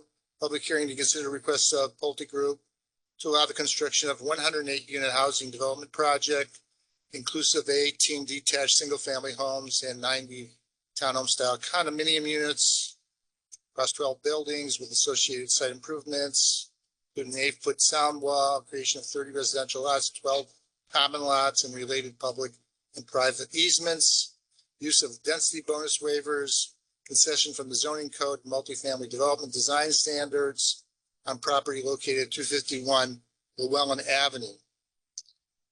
The application under consideration includes a major housing development project permit and tentative vesting subdivision map with use of density bonus law submitted under an SB 330 preliminary application filed in compliance with Government Code 65941-1.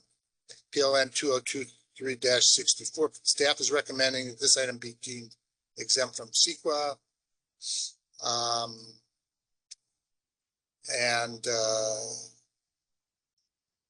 So is this going to go to council no matter what?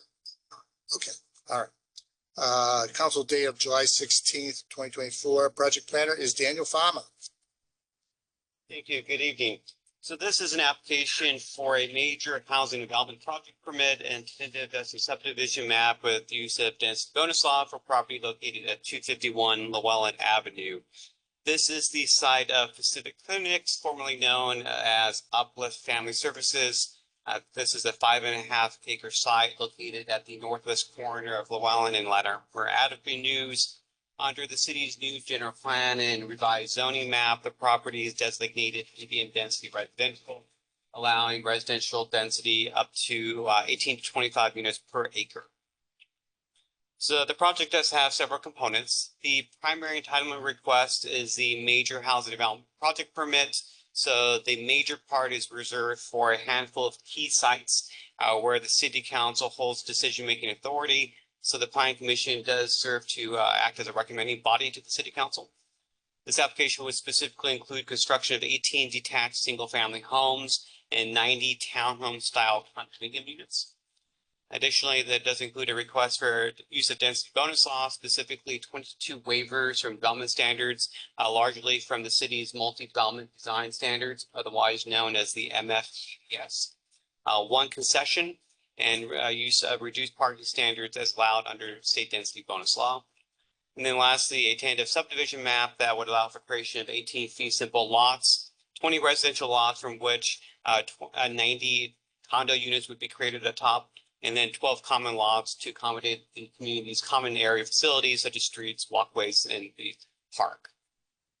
Here we have the site layout as well as the illustrated landscape plan on the right to give a sense of the landscaping.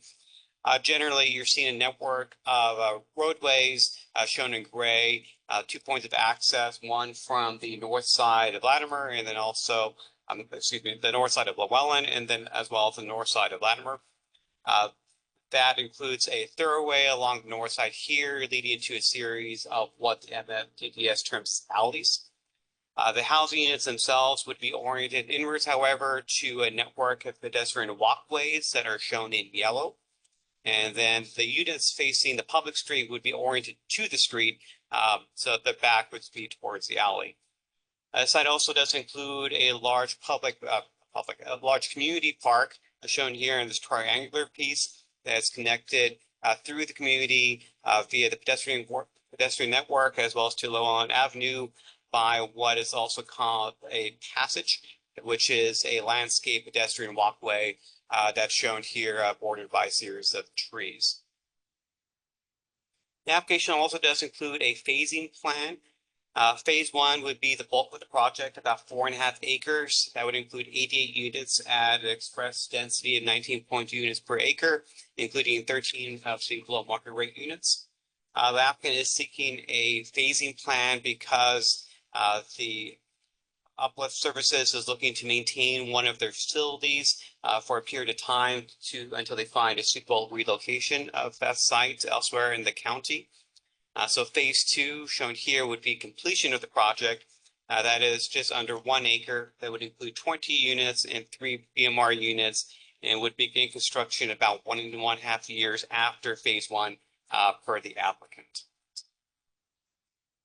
In terms of design, the single-family homes here are shown as 3 stories tall, 38 feet in height, concrete tile roofing, siding, stucco, and stone cladding.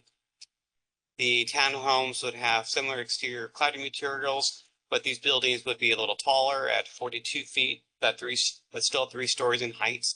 Each of these buildings would accommodate between 69 units and run between 106 to 147 feet long.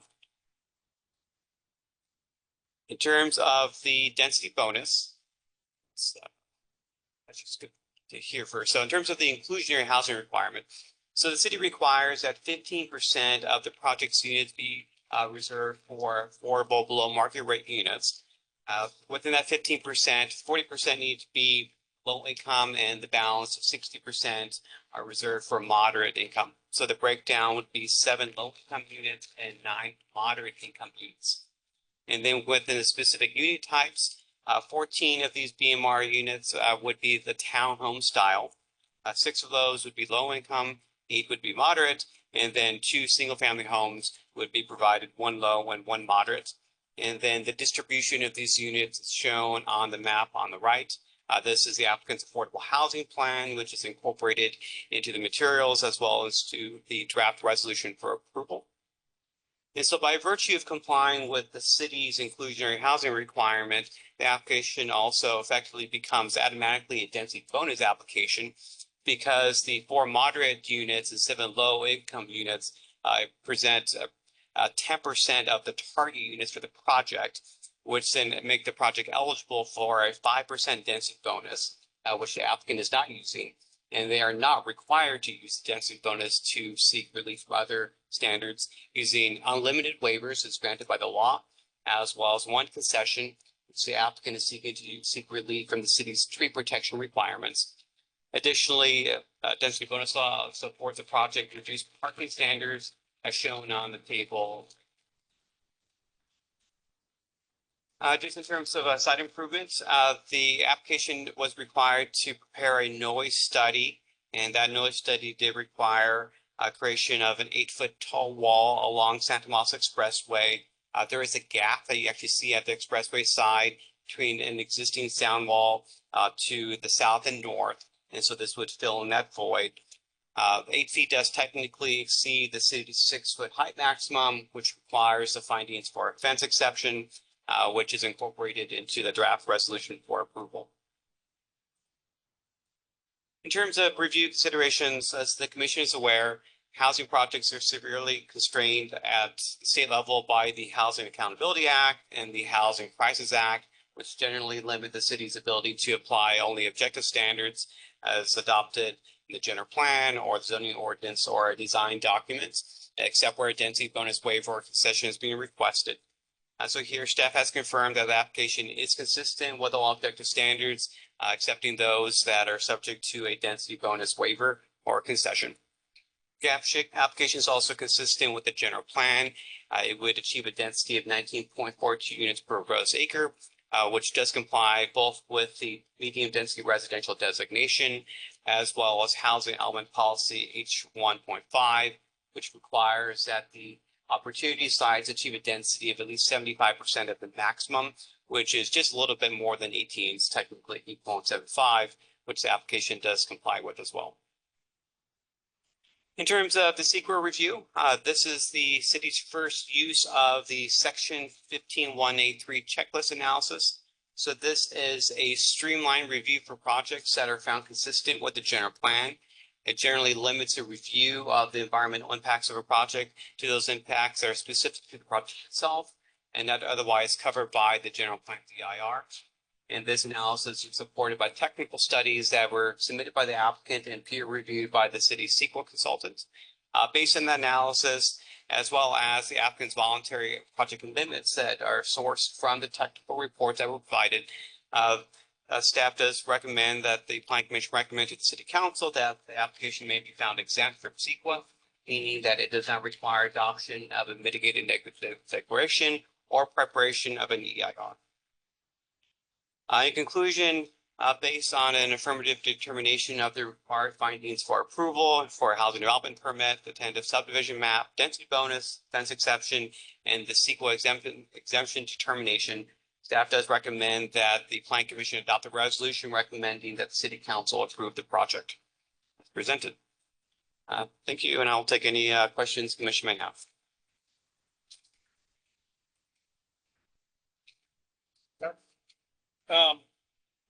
Why Planning Commission and City Council? What caused that?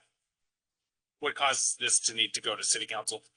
When the city updated its code, there was some recognition that there were going to be a few key projects that were of interest at the broader community level that would be more appropriate for the council's final consideration. Those were what the MFDDS terms of large sites. Generally, those are going to be sites larger than 5 acres in size, or some sites that are larger than 3 acres. So this falls into the form where it is larger than 5 acres, so it becomes a council consideration. So any site that's larger than 5 acres would have this? There are very few of these. I think there are maybe less than 10. Okay. And just confirming, like, we haven't actually seen a lot that have come in following the MFDDS since we approved it, but this matches the thing that was passed last year. This was submitted after it. Correct. So we have already approved one MFDDS application administratively. We have a ministerial application for the BTA site pending approval, but this will be the first MFDDS project at the public venue to be considered by the city.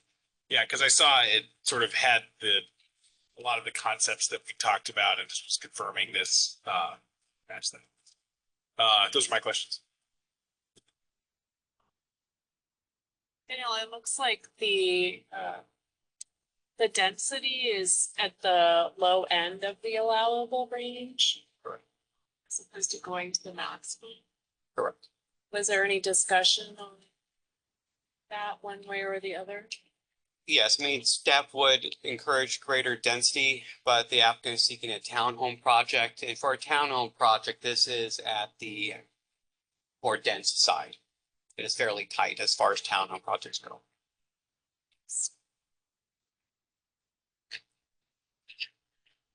Mr. Craig? Yeah, Daniel, first streamline review, how did that go? The streamline review, how much quicker was it? I mean, I wouldn't say it was necessarily quicker, but it provides a more definitive environmental determination that is more legally sustainable. And I know that in your report, you said that there were some lessons learned in terms of our multifamily DDS, such as. So we are working on an update to the MFDDS, but I think one of the things that came out of this project was that the large site standards that apply have a concept of having a lot more large thoroughways, almost like boulevards going through a project. And that concept doesn't quite reconcile with townhome development that requires individual garage access, which is a series of alleys. So it's really challenging to have a project that has both boulevards and alleys all in one. So there's going to be a lot of changes moving forward. We did struggle admittedly with some of the design requirements, which are maybe a little too prescriptive. So this project, as well as the pending Virginia project, really are beneficial to us refining the standards on a going forward basis. In terms of, we use the word concessions and waivers. Is there a practical difference, or is that legalese, or? A concession largely has to do with a relaxation or relief from development standard that can provide a cost savings to the project, where a waiver is really more intended to provide relief to a development standard that is prohibiting the project from being physically constructed, and then under the controlling court case that prevents a project from being built in the manner that the developer has designed it. And I know I'm getting a little general with the questions about it, just curious about it. I don't want this to sound too negative, but so we got the MFDDS that we worked on forever. Now you got a project like this that can come in with, what did we say, 22 waivers? Yes. So the practical effectiveness of the MFDDS, then, in my mind, I'm wondering about that. What do you think? I mean, I think in a lot of ways, like with the wireless application, I mean, the city's ability to control these projects is increasingly constrained. A lot of developers do want to work with the city to try to meet the spirit of the MFDDS, but yes, in a lot of ways, we will see a lot more use of waivers to facilitate the developer's vision for an economically developable project. And that's, just to make sure I read your report right, and I had it. So the actual, the amount of parking that's provided is more than, quite a bit more than required, per se. Correct. It is more than required by density. But it would be just a few, if I counted right, about 10 spots less than we would have required. Sounds about right. Yeah, okay. In the past. Thank you. Mr. Hancock. Thank you, Mr. Chair. So two things stuck out to me. One was the streamlined SEQA review. You know, SEQA, developer here, the word SEQA they run, it's like for a big project. So, but thank you for the explanation. I couldn't understand how a project like this would qualify for SEQA exemption. I thought maybe an EIR would be necessary, but I understand what you had described, piggybacking on the general plans EIR. Okay. Then the other question to me was the density. Commissioner Ostrowski brought that up. It's on the lower end of what we like to see in that range. Now, had that gross acre definition had not changed, they wouldn't be in the range, correct? If the area was bigger. I mean, it's really not possible to compare the prior definition of density because all the values were ratcheted up. But yeah, I mean, the city also had lower base densities. So this project simply was particularly feasible under what likely in the past you would have seen a project a density more comparable to the Pulte site to the north. So something that is probably closer to the equivalent of 12 units. So this is still more dense under the new general plan than it otherwise likely would have been under the prior general plan. Okay, yeah, but otherwise I think it looks beautiful, the way they've designed it, and I was looking at the floor plans, everything looks. Thank you. Yeah, I don't really, I recall this, we've gone through this. I remember the first meeting on this 2 years ago. I don't know, there was a preliminary on it where they were the neighborhood and developer were if I'm not mistaken, correct me if I'm wrong, that we were actually planning as part of the housing element to have a higher density for this, potentially a higher density for this parcel. And that there came to be an agreement to go to the mid density. Am I correct on that? There was a general plan authorization request that went to the council, and staff recommended against any changes at that time since the city hadn't really begun the housing element process, which was the more appropriate venue to consider changes. But I seem to recall that there was talk about it's actually being, instead of the 16 to 25 or whatever, 18 to 25, that they were talking to go to a higher level early in the housing element process when we were looking at large parcels like this, because this was one of the larger parcels in the city, and that Pulte had actually come in with a preliminary design that had the 100 some units, and that the neighborhood was supporting Pulte's design. At least some of the neighborhood was, and that was like, I remember it was early in my term. So I just wanted to confirm that there was a consideration for actually higher density for that. At least there was some consideration that hadn't been approved, but there was talk of it. You recall that? Well, Rob used to community development director. So 2 points. I think there was the pre-application that came in right before the housing element started. Staff advised council it'd be more appropriate to consider the density as part of the housing element. I know staff showed to the council considerations of what higher density would be like on this site. And I think the neighbors were very interested by that. Maybe during the early housing element discussion, we talked about a lot of densities on a lot of sites. I wouldn't be surprised if a higher density might have been considered here. Ultimately, some point, at least midway through the process, I think this density was tendered on. Okay.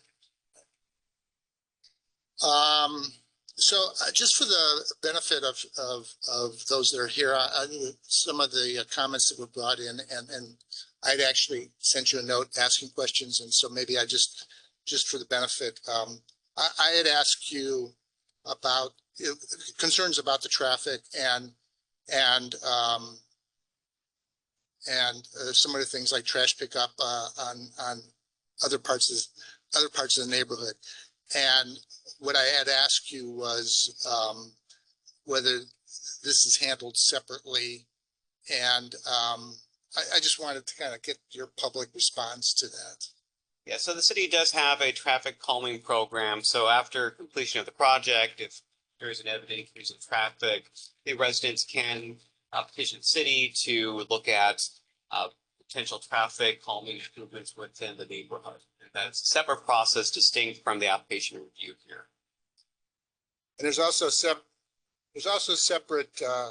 somebody brought up an issue about trash collection because they were worried about overnight parking. And that again would be a separate issue that would be handled at the time of when they would see a problem with that, right? We have a traffic engineering division that takes those types of inquiries.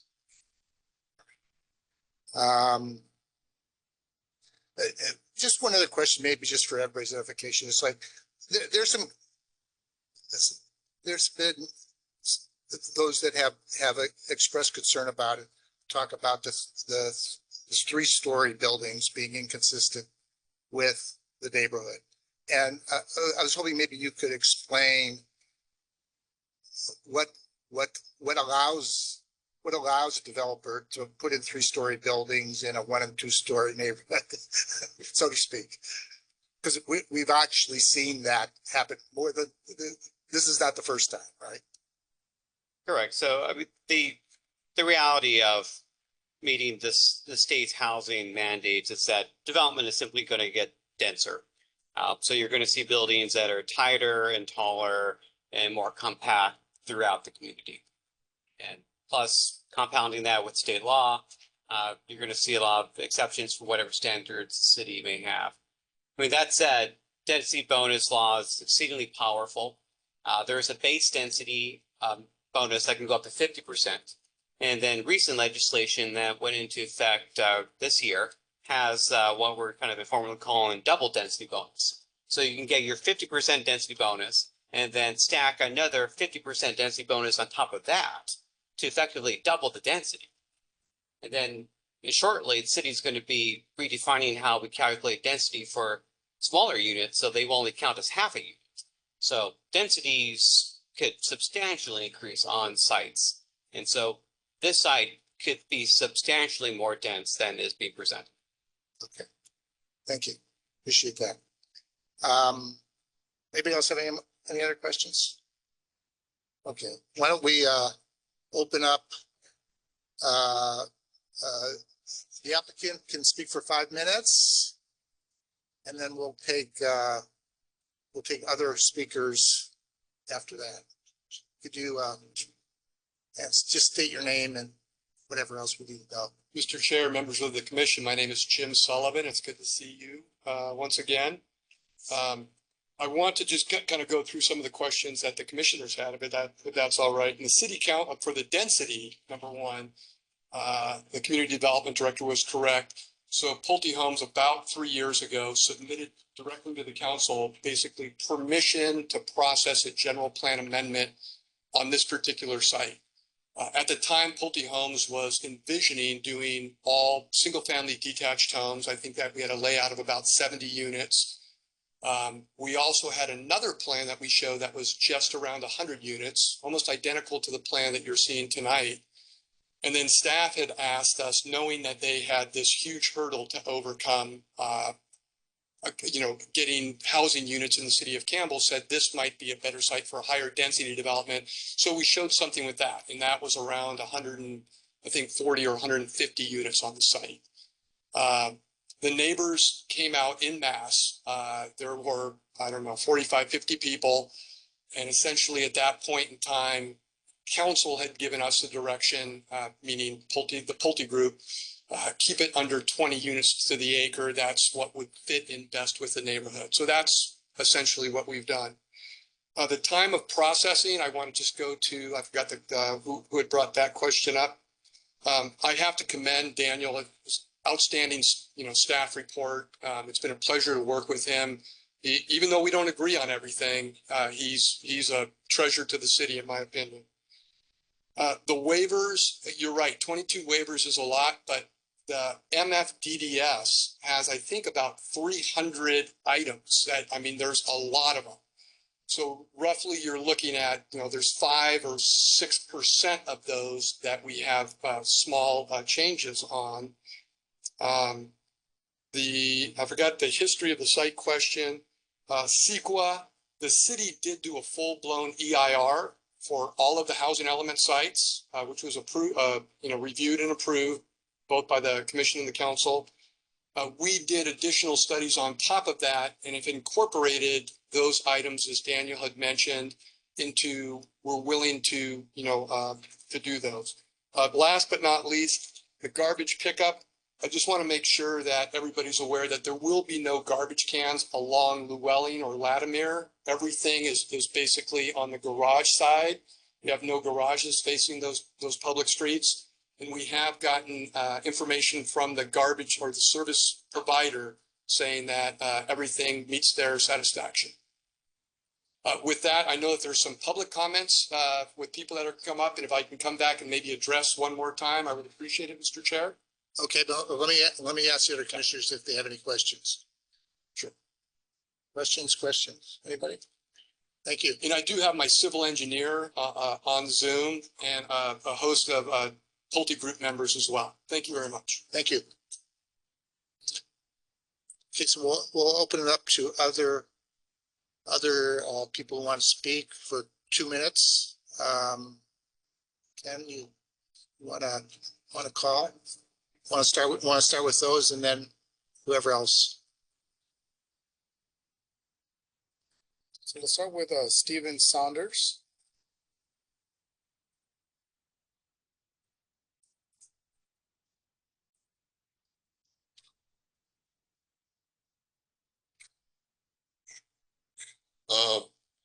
Just state your name.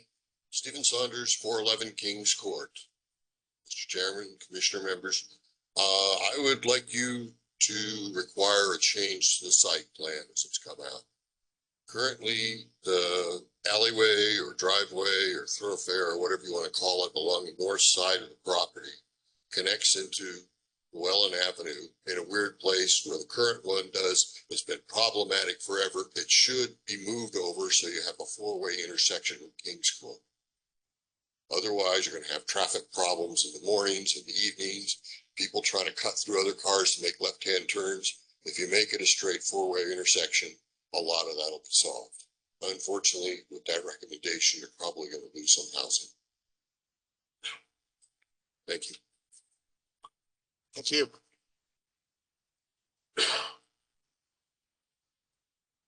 Doug King. Doug King, 546 Latimer Circle. Directly across from this, and I've been there for 27 years, and I've been on the board of our HOA for many of those years. And one of our #1 problems in all those years, with lots of tow cars every year and lots of aggravation between neighbors, is parking. And we have more parking in our complex for our 100 units than this one does, where it's 108 units. So you're going to end up with parking problems, and it's going to spill over into the streets. and it's going to cause aggravation to our complex. Right now, that intersection of Llewellyn and Latimer Avenue can get busy. That, morning when people go to work or when they're coming home, you're going to double the amount of cars going through that intersection. So I think you should think about putting in a roundabout, something to keep things flowing.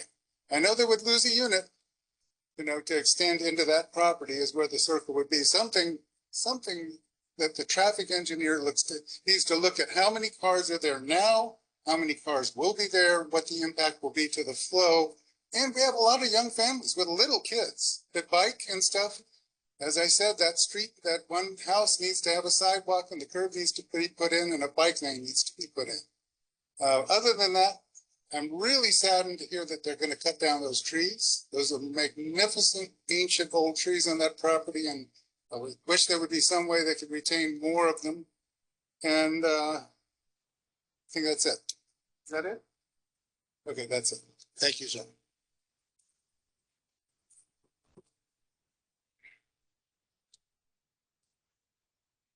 Okay, online we're going to go with John Field.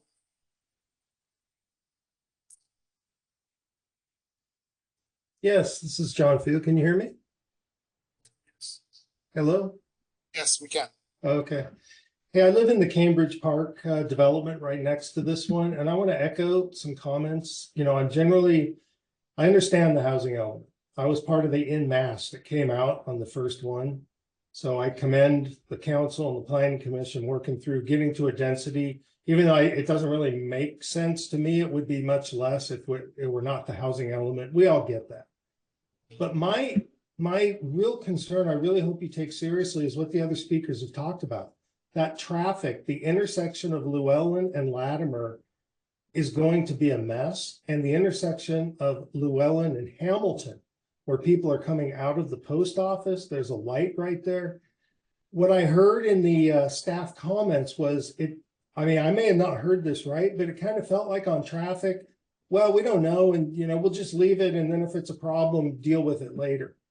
I think it's mandatory that a traffic analysis be done with this additional units, because there was a waiver for less parking, and the Kings and Queens Court people, this is going to be really tricky. And then you have to think about, what if there's an emergency, fire trucks coming in, cars stacked up, cars are going to park illegally. We know that. So we got to be real cognizant of where red curbs should be and how the safety of the whole situation will work. But I really stress, I'm not talking about any other topic on this thing, but the traffic analysis and how the parking is going to spill over.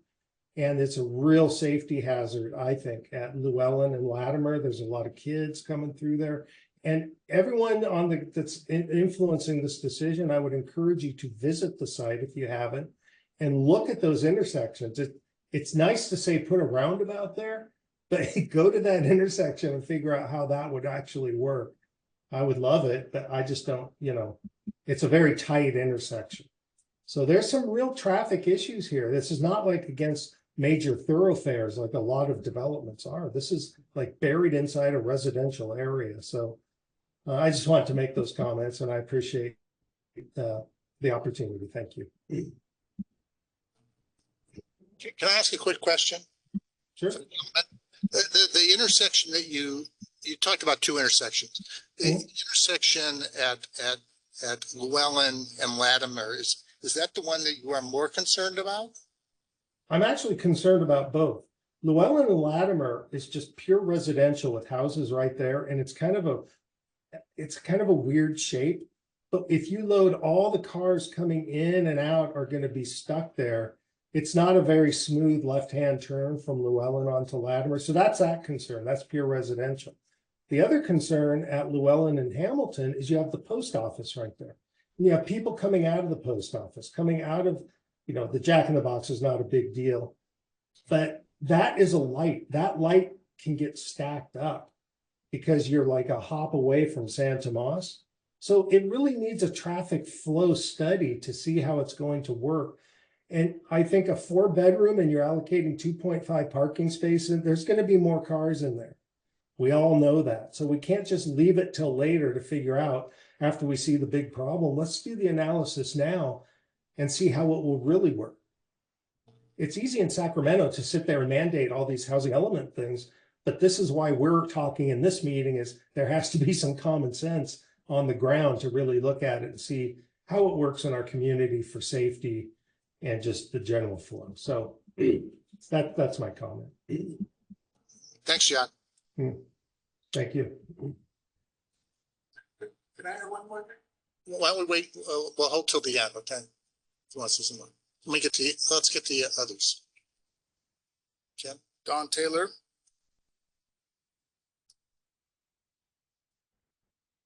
Hello, good evening, commissioners. This is Don Taylor. I'm the executive director over at Pacific Clinics. I appreciate you hearing this item, and I wanted to share a couple pieces from our perspective at Pacific Clinics. Number one is just recognition of the city for going through this process. And we've been working with the city and Pulte for over 3.5 years now from the start of. So it's been quite a while and quite a journey for us to figure out what's the best approach. As a refresher for our organization, we are a behavioral health and foster care organization. And historically, the property that we're talking about was historically a residential property that back in the day served kids on campus. And really a few decades ago, the way we serve the community and youth has changed from residential to much more community-based, which is why we looked at this process and tried to figure out the best route for us, and to be able to provide housing with the city, to work with Pulte, who has been working with the neighborhood as well for the best option, seemed good for us. And this change also supports our mission locally to continue to provide behavioral health and foster care services locally. So with that, I appreciate you hearing this and hope you are able to move forward with a positive recommendation. Thank you.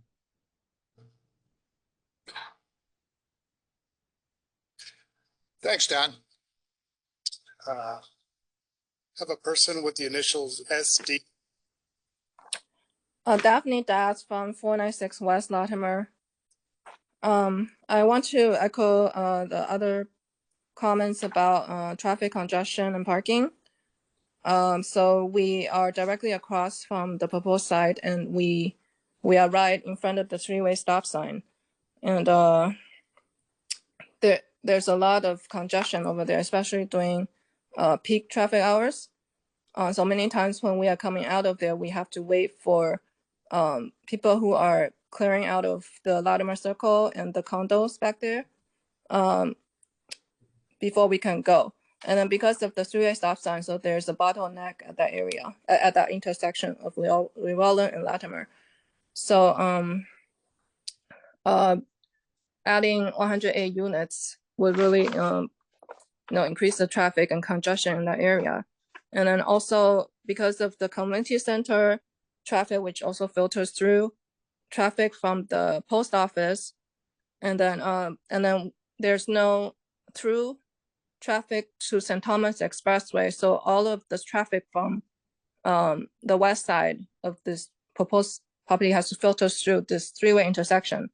So there's just there's going to be a huge backup there, and then the huge problem with traffic.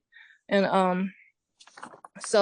and it's also a safety issue, as many people have pointed out. There's a lot of dog walkers, small children who are in that area and taking walks. So with the increased traffic, it will be a safety issue. And then also there's only one access point out of this proposed property on the Latimer side, and then that will, as they're getting out, they will have to get onto Latimer and immediately have to stop at the three-way stop sign. So that would be one potential bottleneck there also. And then the parking, we have lived here for 17 years, and then we have parking problems on our street. Overnight parking, people are not able to find parking because the units on Latimer Circle would park on Latimer Avenue. And so there's the existing parking problem. And then with the proposal of the reduced parking, yeah, that's going to exacerbate the problem even more. And we also have a lot of utility issues with power outages. So with this increased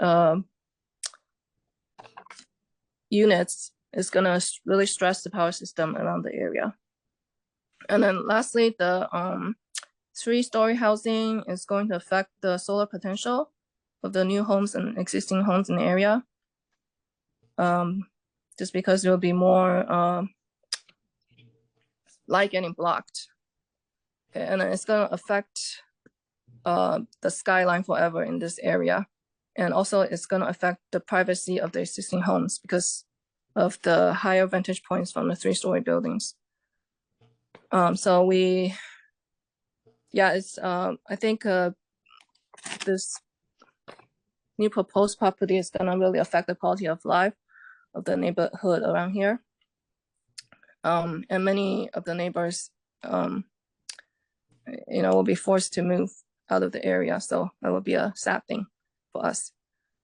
So thank you, commissioners, for listening to my piece. Thank you. Okay, thank you.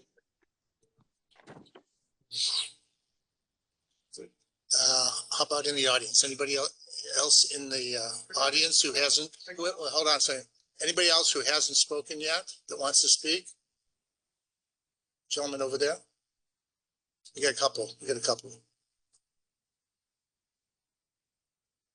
you state your name? And I'm Vern Anderson. I live at 482 West Latimer. I'm at the intersection of Latimer and Llewellyn. I have the private driveway that comes off of that. There seems to be quite a bit of issues there. People who fail to stop or do rolling stops. I've seen several close calls there with people trying to cross the street. I see it doesn't affect me directly myself, but when I come out of my driveway, I have to be very careful because people don't watch. They don't notice me because they're looking to the right and they're going to turn onto from Latimer onto Llewellyn. I do see a fairly large stack up of traffic during the commute hours up on Hamilton. And that can get stacked up, and then people tend to speed through that area from the post office to, I think it's King's Court. So a lot of, you know, people who just rolling stops, and Hardy tends to have a lot of traffic on it, which comes from Campbell Avenue across onto Latimer, and it's I don't know if it's a shortcut for them to go up to the post office versus, you know, if they're coming in from Santa Tomas Expressway or Campbell Avenue. We just had an incident Sunday night where a girl come down on Latimer, on Llewellyn, and stopped at the 3-way stop there. She, in the process of getting ready to turn onto Latimer, she accelerated and almost went into the car that there's a driveway that leads down there. She missed the car. She went through the fence, crossed my driveway and another fence. And of course, she basically hit a house. But in the process, she decided she would try to do a hit and run. So she tore the car. She was able to back the car up with oil leaking from it. She backed out onto the street. So if you happen to go down there, you can see she was able to drive about a block onto Hardy when the car stopped.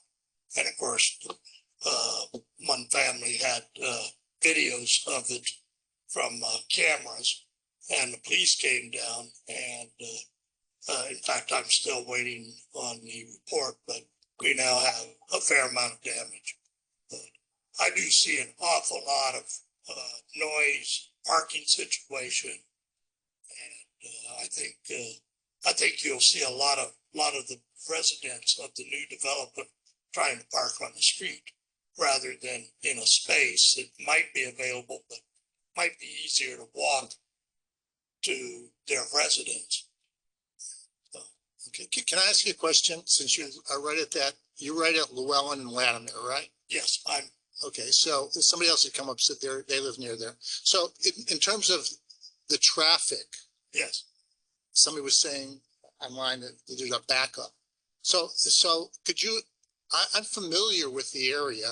I'm not there in the mornings and the evenings, but where is the backup during commuter hours? Is it coming? Is it coming from the circle where cars coming out of whatever the? There's cars coming from there. Quite a few cars. Also cars coming down Latimer from either Hardy or the other streets. Heading are from when get on the Hamilton, maybe over to San Tomas Expressway. Yeah. So there's a fairly major backup up at the post office. Up at the post office. Yes. Going on to Hamilton. Yes. And I would suspect some people will eventually decide it's too much trouble to come on to Llewellyn, and they'll go over on to Carlin and try to cross there, which is really dangerous. There was a traffic study done years ago when the development next to me that was done, and they showed a fairly large amount of traffic on Carlin cutting across. But I cannot walk across that street without a car coming, and it's fairly fearful for your safety. And you see a lot of people every morning. There's a lot of residents out walking. They're walking their dogs or whatever, but a lot of people exercise in that area. Okay. And I think it's just, I would have rather seen single family residence similar to the development above it. But I think there's not going to be enough. There's going to be way too much traffic. Plus, there'll probably be a mishap because of some of the side streets indeed it'll lead into. Okay, thank you. Okay. Is there somebody? No, I'll get to you. Yeah, you come on. Hi, thank you. My name's Chris. I live on 229 Hardy. Actually, can you bring up the site plan again? We'll pat that up there. Just as a point of reference. And also the oil streak that he's talking about is in front of my house. If I can just walk over here for a second. I live on this line. Right in there. So everybody is Hardy a court that come on to Llewellyn? No, so Hardy's not a court. It's a avenue running from Latimer to Campbell. To Campbell. So your two accesses to San Tomas. Is it the first street down from Llewellyn? Yes, exactly. I get it. I understand. Yeah, you don't have to get up. Like right here, down to Campbell. Yeah. Yeah, so I mean, everybody's talking about the traffic due to the density and all of the exits. I'll understand. So the density is maybe the biggest concern, and appreciate looking into this issue. Appreciate for example, the energy and tenacity about the cell phone tower. I'd like to see the same energy and tenacity here about density, and it does sound like I'm new to this, so I just bought this house last year. So just come into this, and it sounds like there's a lot of work done prior to kind of maybe get to this density. So appreciate that too. But this does sound like a lot. And if you've been there, maybe I think someone said they went and visited the neighborhood, right? If you've been there, this is just a little neighborhood. It's not exiting here onto thoroughfares or anything. It's not even a sidewalk on some of the part of the road there. It's a small little neighborhood. This is a very big help from that perspective. Just to make, I'm saying, just to make sure I understand you, you're saying it's too much density. You would like to see lower density. Is that what you're telling us? Yeah, and I know you're up against regulations and you're trying to pack things in, and you guys have, I understand that, but you have to think about what we're seeing here and what we're stepping into. And then the other concern I want to talk about was a little bit about the construction. So this is going to be a project lasting for how many years? Then the next section of the second phase. So 3-4 years, construction delays, more maybe, is going to be our lives. Construction dust, trucks, noise, traffic due to that. I'm not really looking forward to that situation. Okay. Thank you, sir. Appreciate your input.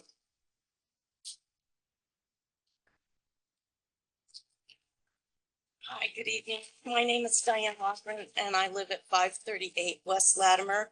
And my townhouse, I'm in Fairmeadow, and my townhouse will be looking right at the new construction, and that driveway will be right at my. So I know everybody's talked about the traffic, and I'm really concerned and concur all about that because I'm looking at it every day. But I wanted to bring up the issue about the parking. My understanding that there's going to be 108 units with 2 parking spaces per unit. Is that correct? 2 attached garage spaces, additional for guest spaces. Oh, okay. All right. So that's great. I like that. I just didn't understand it. So that's great. Then I also want to follow up about the dust and possible toxins that could be coming out in the air during the construction. Do you have any plan for that? Okay. And what the time of day for the work to be completed or just being worked on? I'm kind of concerned about that. And now I understand it's probably going to be 4 years of that. And also like to know when the construction would start, if this is all approved, when it's going to start. Okay. Okay. Oh, and just something else about, I'm concerned about the parking overflowing onto West Latimer, Llewellyn, Queens Court, Kings Court, and also the Cambridge townhomes. Because they'll be right next door, and I think will encroach their development if there's not something set, a plan. Okay, thank you. Thank you. Okay, we're only supposed to let you speak one time, but come on up and if you have something to add. Elaborate, which is the parking issue that we have is, the prices for low income people is they have to share homes. So we have in our complex 100 homes. Many of them have 4 individual adults, all with their own car. We have even one that has 7 individuals, all with their own car.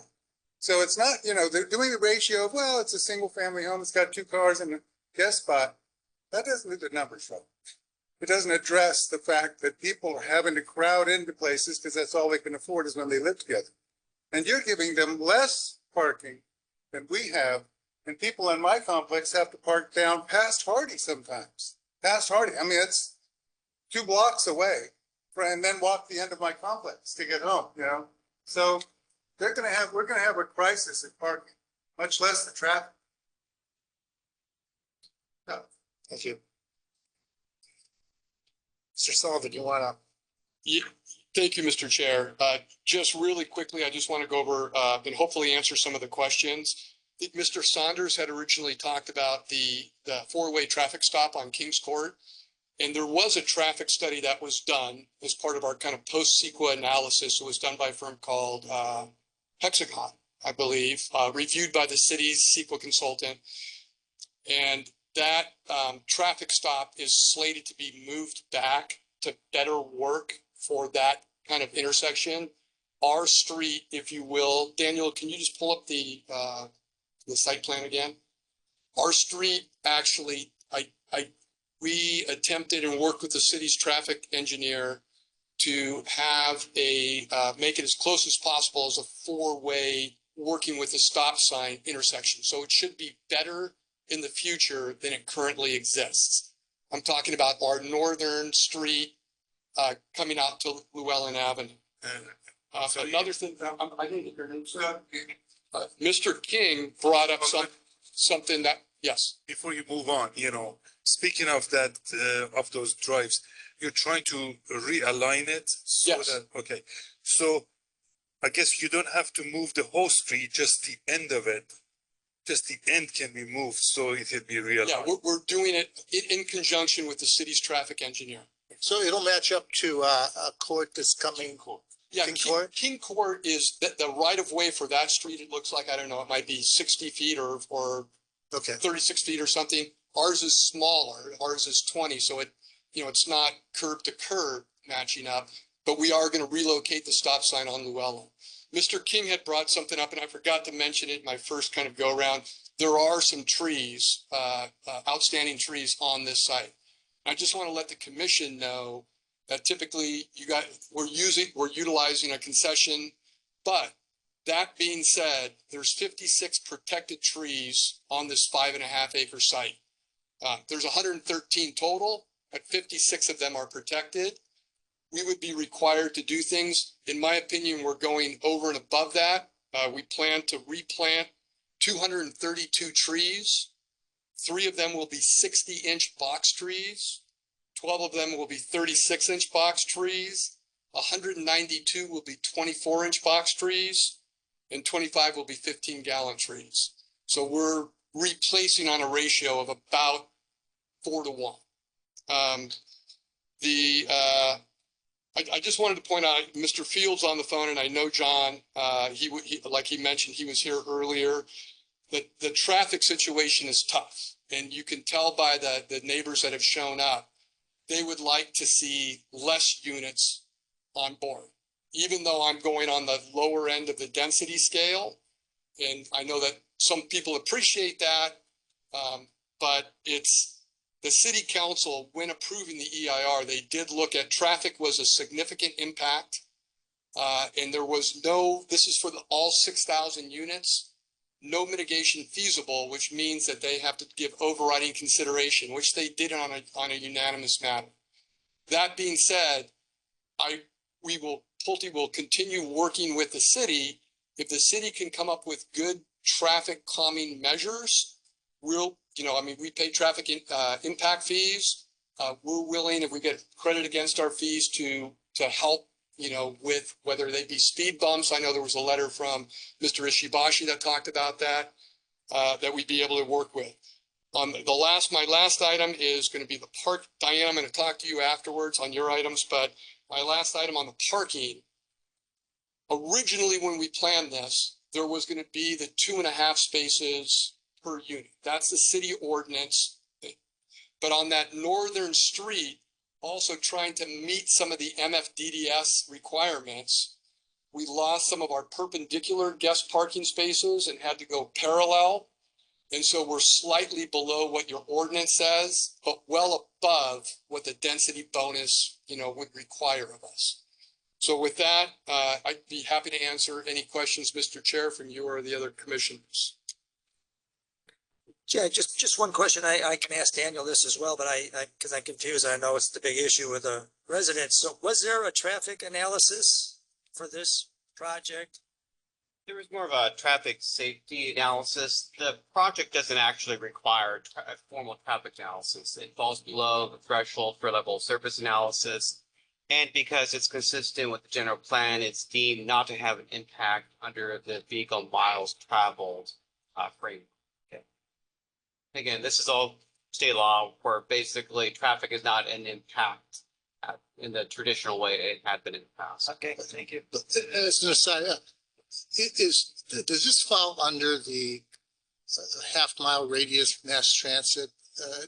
Is there a major transit stop on Hamilton there? Well, that's one of the exemption categories for VMT analysis, but a new one is that if it's consistent with the general plan, then it's exempt from formal VMT analysis. And that was recently adopted by the council just about 2 months ago. Okay, so just to follow up on your comment about complying with the MFDDF and having to reduce the parking as a result of that. Well, originally we had 54 guest spaces on the site. Right now we have 44. Along that northern portion, us and staff agreed to make it more the kind of the boulevard concept, if you will. So we dropped some perpendicular spaces, replacing them with parallel spaces. And of course that dropped the number below your 2.5. So what was it about the MFDDF that resulted in you having to make that change? I'll let Daniel talk about the boulevard because I still don't quite understand. So as I alluded to earlier, so this is a large site that requires more what the MFDDS calls thoroughfares. So one of the examples is something that looks more like a public street where you have on-street parking parallel as well as a sidewalk. The original version of this did not have that along the northern end. The northern end was really more of just like an alley that you see further throughout the project. So to try to get greater compliance with the MFDDS, that was redesigned to actually add that walkway along the north to create a better connection for the pedestrians to Llewellyn. And then that also required the parking spaces to be parallel. And so that configuration did result in the loss of some parking spaces. But for better pedestrian mobility, which really is what the MFDDS is trying to accomplish, set projects that are more pedestrian friendly and less vehicle oriented as in the past. But it seems like in this case, it doesn't really add the value that it's intended to add because it still kind of is more like an alley. It's just a wider alley with less parking. But there's a walkway. Yeah, the pedestrian walkway was added. Originally, there wasn't a pedestrian walkway along that northern border. So you can kind of see the yellow line that goes down. Those are all walkways in the like Yellow, lines or yellow. I mean, that's the overall thrust of the MFDDS when it comes to site layout, is to really have a network of pedestrian walkways, and the units face those walkways. So in a lot of projects in the past, the front doors are basically at the alley.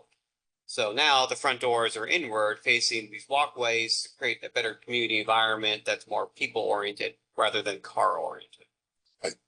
One of the things, Madam or Commissioner, is I do want to point out that this development will be governed by CC&Rs. And I know that in areas where they're not governed by CC&Rs, I mean, people have a tendency to sometimes, fill up their garage and stuff.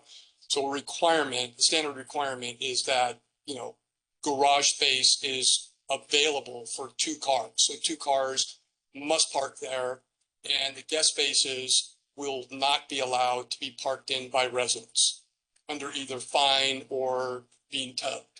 I mean, those are for guests. Residents allowed parking for their 2 cars. That's good to know. Sure. Thank you, Mr. Chair. So I want to continue on this theme.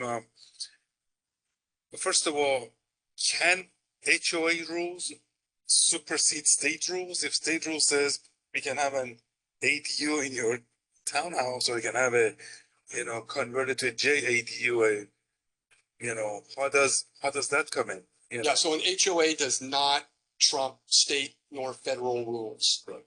Okay, so that's one thing. The second question I want to ask is that I see, I'm looking at page 303 out of 402, in case you would put that up. It is one of the site plans from the civil engineer. So those thoroughfares, I think if I see the measurement, it's like 22 feet basically from curb to curb, if I'm not mistaken. And then there is greenery landscaping right next to it.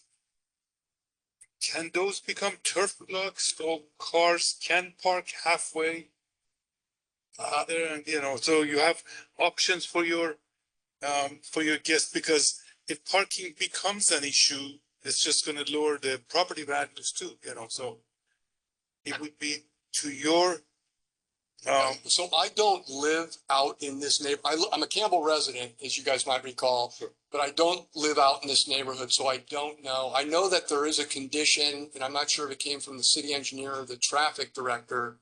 But right now along Llewellyn, at least, I believe there's signs on our side of the street that limit parking to 3 hours a day. And probably because that area formerly was a commercial site, essentially. But so Pulte is being conditioned that we will remove those signs. And so I would think that there will be additional parking, at least on our side of Llewellyn, for either the existing neighborhood or potentially, the guests, or homeowners there. Because 22 feet gives you comfortable room for 2 10-footers plus 1 foot extra. But to park car on one side, you need an additional 8 feet. Yeah. So if you can get up to 28 feet, you got your parking row on one side and then 2 cars going. Yeah, understand where you're coming from. So as a way to increase your parking availability in case. And then the other. The fire marshal requires us to have a minimum of 8 feet. True. Minimum. Well, they're providing 22. Clear, no parking at all, 18. They're providing 22, so they are well beyond that. You're saying that's part of it. So the moment We're going to be engaging with the public. Yeah, I understand what you're saying. Yeah. So, and so I'm just saying that the rule of, you can only park a car in your garage. Many people, they don't. I'm guilty of one of them. I can't fit cars in my garage. It's full of junk. And so it just happens. And I know I live in a single family home, so I have a larger driveway. I can. Yeah, but still. So I'm just saying, there might be a way to both, still meet the number of units that you like to develop as a developer, which is why you're in the business, as well as, meet the neighbors' requests if possible. I just want us to be open to them. Yeah, I mean, two things. The conditions do provide some latitude for adjustments, refinements to the project design. That's voluntary on the developer's side. But just in terms of parking, there's really no appropriate mechanism to compel changes to the parking layout, since parking is fully compliant and there's no nexus in CEQA or any code or policy in the general plan really pertaining to parking in that manner. So parking is more than compliance. But as far as the state is concerned, as far as the city's local requirements, as far as CEQA, it is not an issue. But I will say, Commissioner Kamkar, that Pulte and myself in past projects, some cities that would require, 2 parking spaces plus a quarter, 0.25 for a guest. If we think that that's a marketing issue, we will do more. And I will say that Pulte feels comfortable with this scenario at this location. Thank you. Can I just ask questions? I'm sure it's in here, but what's the breakdown on number of bedrooms in these places? That's a great question. So the attached, and I forgot to bring that up the first time around. So we have the attached units, which are mainly kind of on the inside. Those are typically 2 and 3 bedroom units. They range from about 1,440 square feet up to about 2,300 plus square feet.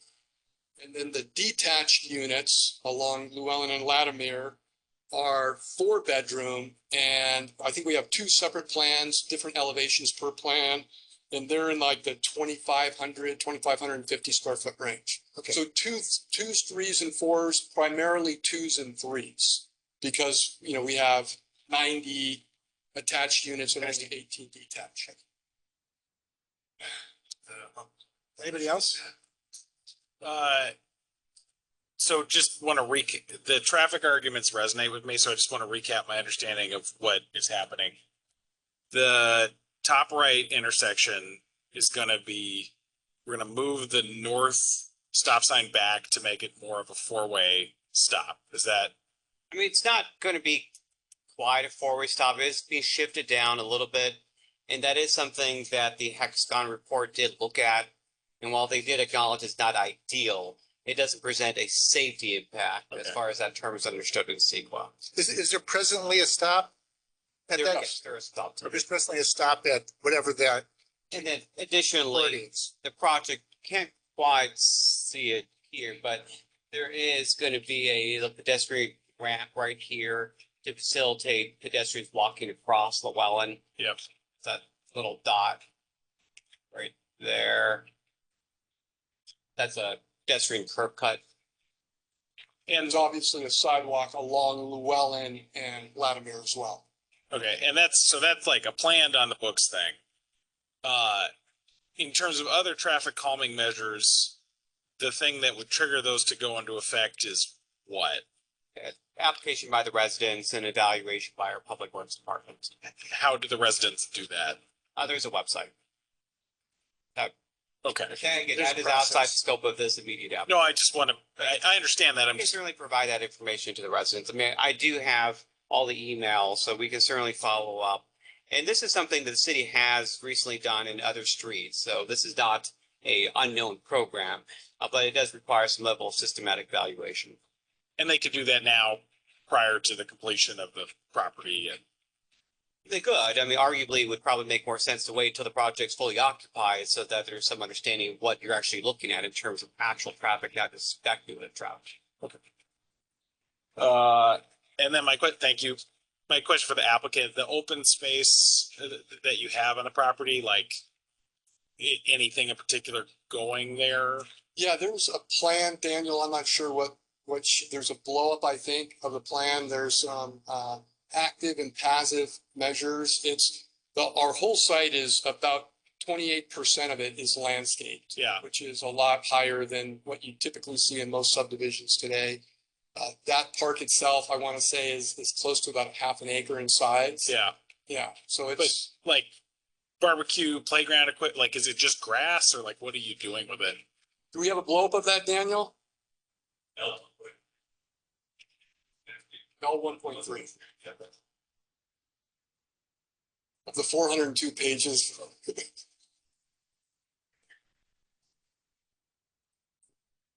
So you can see that there's, there's some for the kids. There's kind of a running open space area.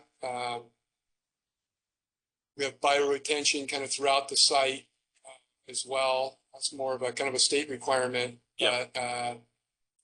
Some active elements, bike racks, of course, everything that the MFDDS kind of called out, we tried to address. Oh, that's nice. And is this open to, I mean, like likely residents will use it, it's technically open to anyone?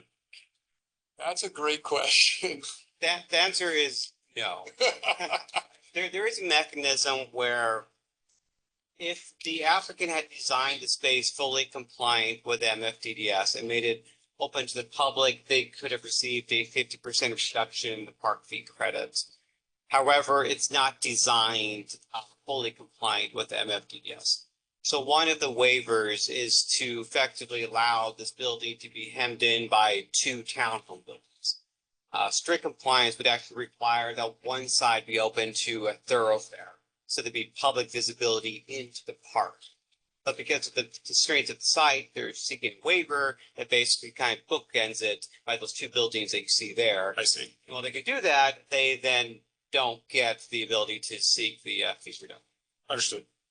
Yeah, essentially that was very well said. I know that staff had talked originally about us putting the park right on Llewellyn and Latimer. There were some issues with us being able to achieve our density with the product that we had. So the park where it sits works well. And yeah, I mean, we were going to make it public thinking that we could get a credit, but there's some issues being able to get credit. So at this point it's private. It will not be gated. So, excuse it. The 8-foot fence is not only bordering the expressway, but would continue all the way around. No, so it's just going to be the part that's bordering the expressway where it's flat, and then where it kind of angles and we are next to the other apartment building, that would be a wood fence. That would be 6 foot? Yeah, I think it's 6 foot. Of course, the apartment owner asked me if I could do a lattice, on top of the 6 feet, so I have to talk to Daniel and get approval on that. I have an engineering question. I don't know if you would like your civil engineer answer. Let's see if I can answer. Maybe our public works expert. The question is about stormwater treatment and the Silva cells. Yeah. What are you using the Silva cells at? Okay. Can you pull up, Shane Adrian? So I'm looking at the page 313. Page 312, 313, but I just wanted to. Is Shane Adrian in the, waiting room by any chance? Yeah. Roger, do you want to? Shane? Can you hear me? Good evening, Commission. So the Silva cells are a stormwater treatment device. They are very similar to your typical stormwater biotreatment planters, but they are basically storage system underground that allows for the water to flow into them. And then they have the same biotreatment material medium inside them that treats the stormwater before it enters the public stormwater system. Are they exposed to the? Are they? I believe they're subsurface. They're subsurface, correct. Underground. So. I see. And that is not a public system. That's a private system that is operated and maintained by the homeowners association. Right. Yeah. And it was the maintenance that things are underground are harder to maintain than things that are overground. So I just want.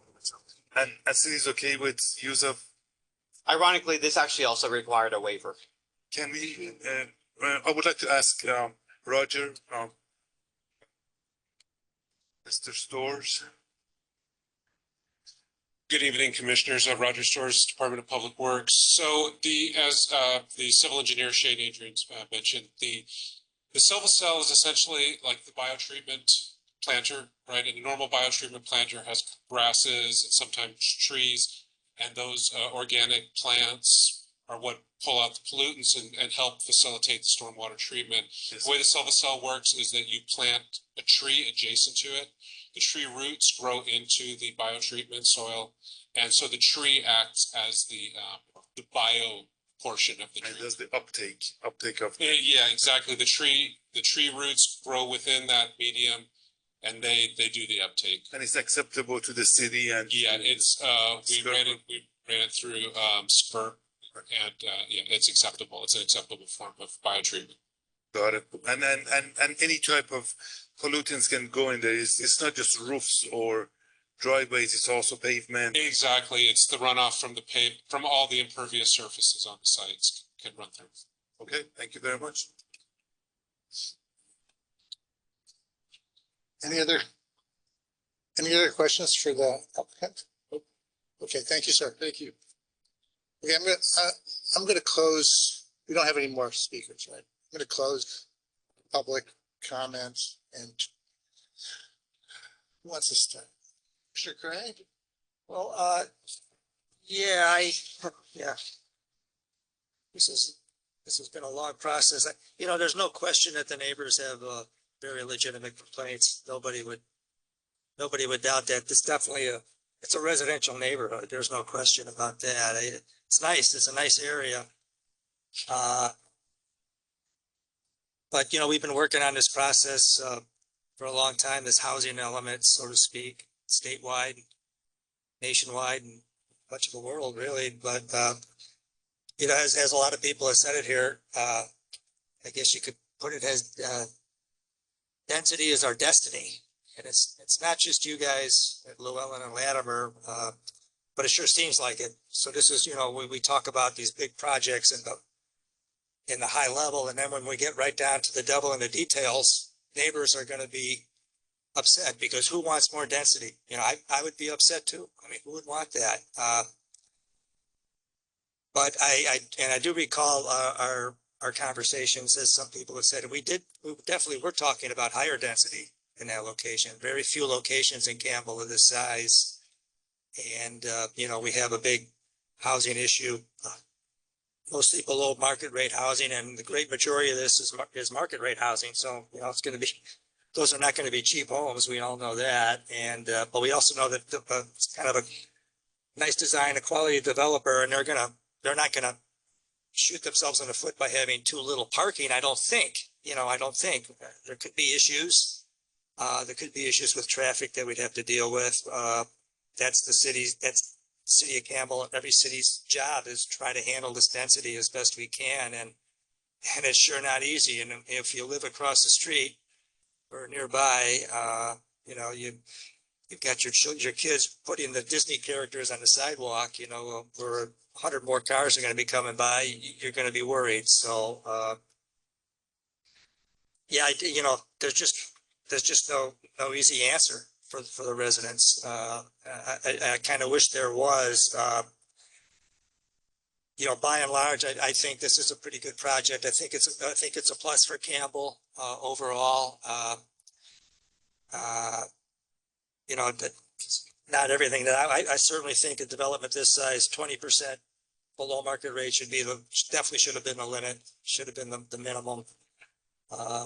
Past that bridge, I guess. You know, we talked about pedestrian friendly, and then we're knocking the sidewalks down from 6 feet to 4 feet. Yeah, definitely would prefer the 6 feet width on the sidewalks, you know, and stuff like that. But I do think the design is nice.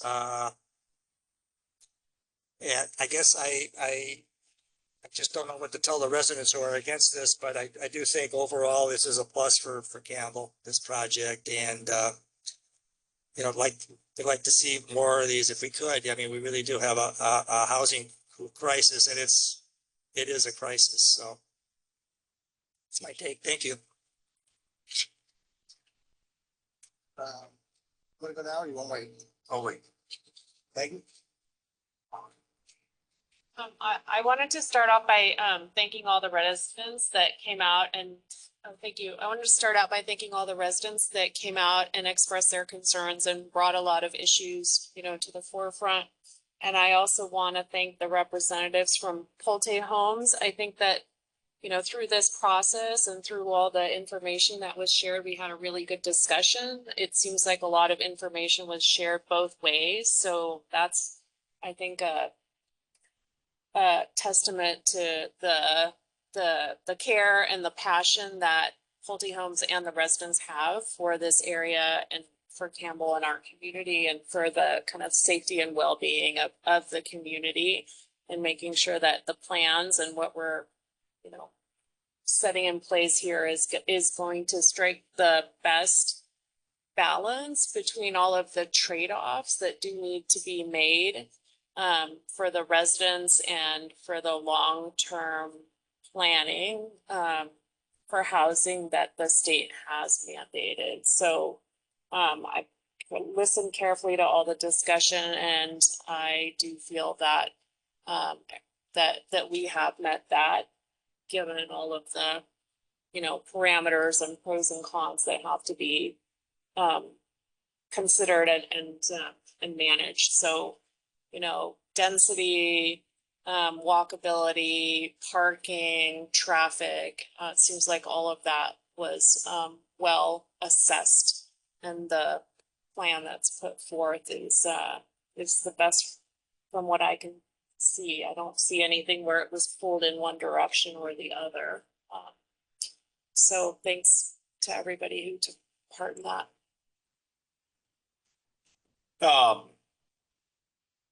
Yeah, just sort of continuing on my comments. My understanding of basically what will happen is the state is mandating we build a lot more housing. If we don't set standards, approve them, we lose more and more control.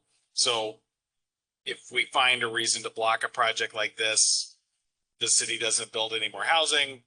What you could get instead is 50 unit density, something far worse. And I echo, like, I hear the concerns. I don't want us to seem like we're not listening, but we're up here. We need to look at relatively small set of actual things that we could legally object to or not, and there isn't anything in this particular, proposal that I could say doesn't meet our standards or where we're sort of constrained by state law at this point. So I'm for the project. I see thoughtful things like, I know the units on the outside are tall, but the tallest units are on the inside, away from the rest of the neighborhood. I thought the design was very thoughtful. It's articulated, the looks modern with the landscaping. I felt looked nice. So, I do think it's a nice addition to Campbell, and I think it's far nicer than what we would get if we don't move forward on projects like this. So I'm for it. Thank you, Mr. Chair. I have to echo the sentiment of my colleagues. When I look at the plan, I'm a civil engineer, so I look at these plans. I actually work on these plans as well, and not on these particular. Not on this particular one. But I find this one to have been designed well, with a lot of thought and a lot of good design. One of the things I appreciated is when they showed us the the BMR units, it's spread out throughout the site.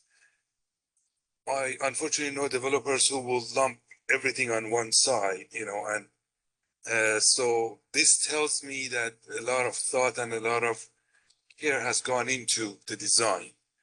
And parking is an issue, and hopefully things can be done to address it if and when we find out that there is an issue. Maybe like Daniel said, maybe the issue doesn't come up for whatever reason, maybe variable work schedule, so you don't have to, we would have to all leave at 8 a.m., 7:30, whatever. But I'm for the project, and I think I trust Mr. Sullivan to do the right thing, like I have known him to do for the time that I have seen him, appear before this commission. Thank you. Thank you. Yeah, the other commissioners have pretty much covered most of my thoughts on this as well. And I just want to, there were a couple, and I appreciate all of those that have given input. We're all residents of Campbell, and you're all residents of Campbell as well. And so I've been in Campbell for 40 years. I've lived in 3 different locations in the city, west side, south side, downtown. I'm quite familiar with the entire, before I came to the planning commission now, I've been on the planning commission almost 4 years. I didn't know a housing element from a periodical table elements, but now I know an awful lot, because when some of us came in 3 to 4 or 5 years ago, we were starting the whole general plan approval process and the housing elements. So we spent many meetings over a 2-year period, basically, on this housing element, which is radically different than any previous housing elements. There are 8-year cycles, and this housing element, and it wasn't uniquely to Campbell. It was triple, basically, what previous requirements were, and the state put into effect all these laws that pretty much squeezed down our ability to make adjustments and any subjective or even in some cases objective changes. So the RHNA, which is the regional housing, the housing needs requirements we're supposed to, in this 8-year period from 2023 to 2031. For those of you who aren't familiar with that, I certainly wasn't until 3 years ago.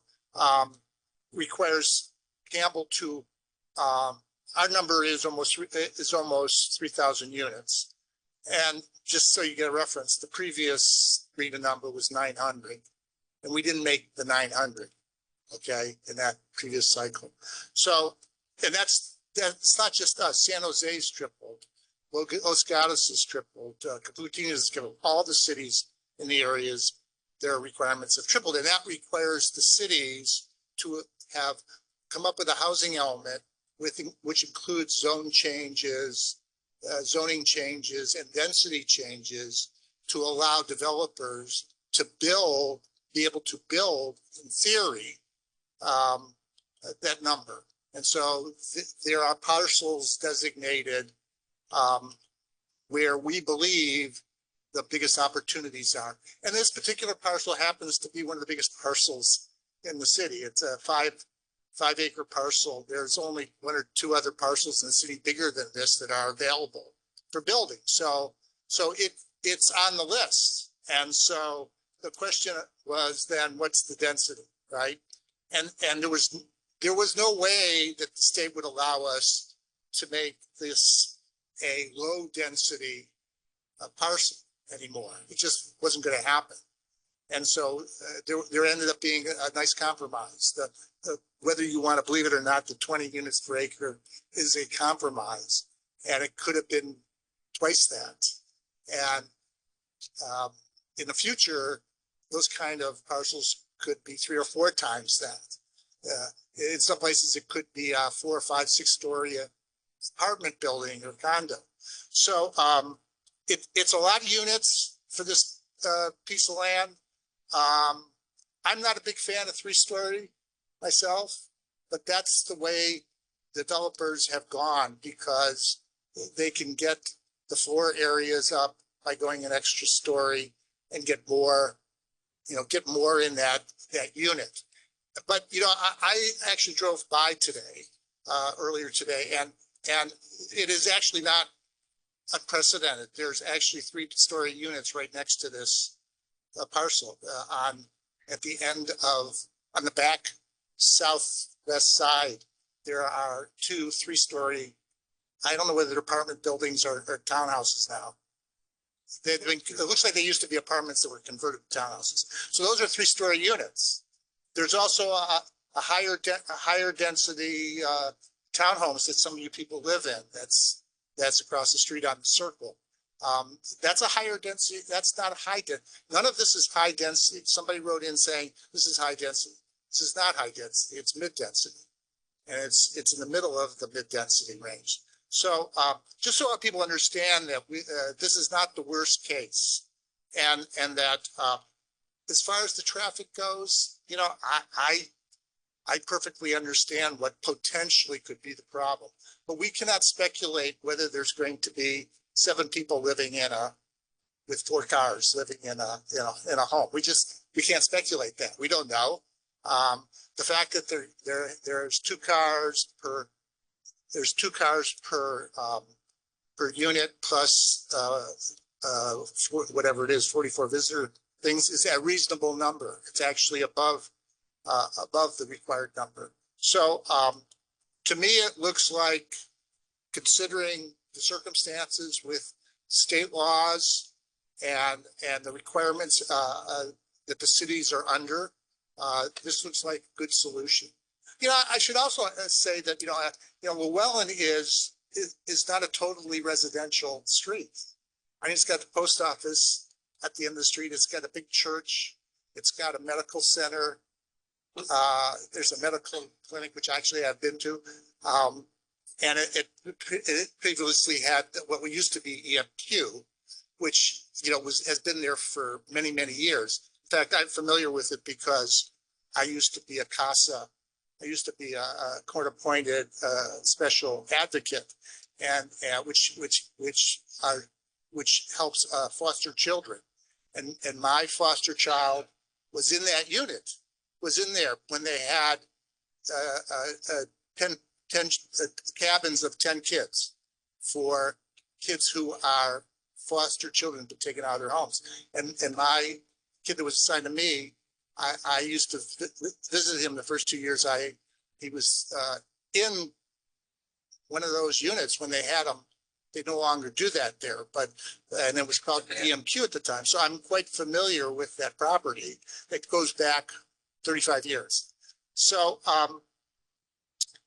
yeah, I think we all understand as being residents of Campbell, many of us being here for many, many years, that this is a struggle to deal with this, and that the people who are used to having their single family home neighborhoods are not going to be happy, and I'm hoping that the traffic can be resolved, that maybe when this is done, that the neighbors will actually band together and submit for a traffic calming program, and that the developer will participate in that as well, and that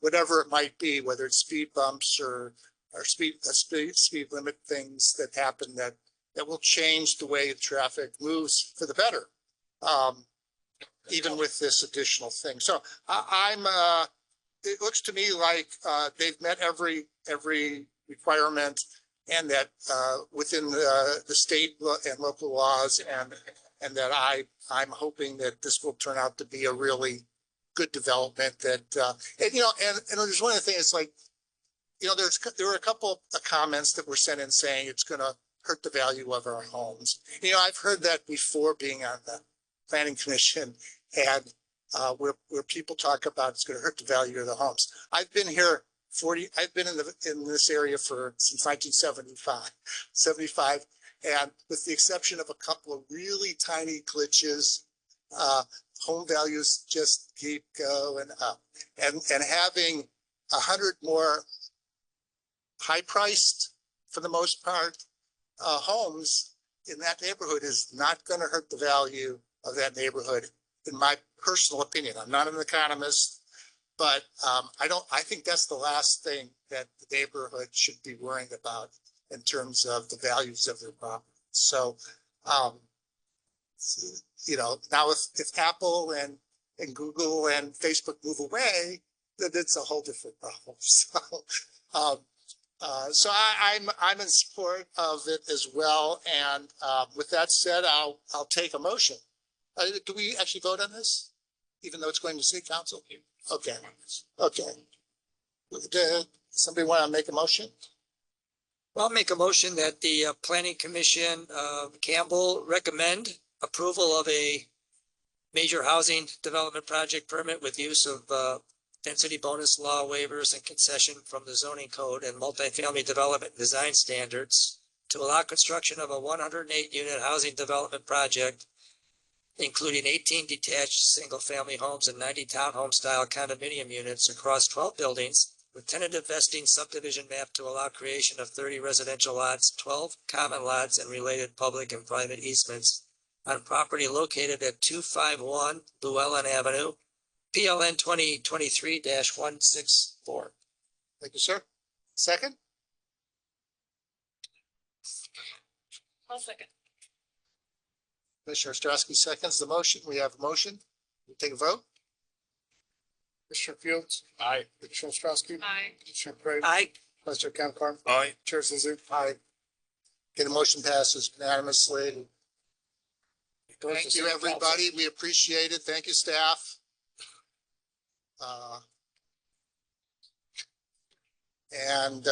Let's see. We have a director's report. In the interest of time, I won't give you a lot of boring details. I'll just say the last council meeting, council adopted the fiscal year 2025 budget. In there's a lot of large work plan items under the Community Development Department and Planning. I thought it might be of interest to the Planning Commission, not the next meeting, but 2 meetings from now, I can present the work plan items, just so you know what we're working on, and humble touch points as those items come. Yeah, good. That's all I have to report.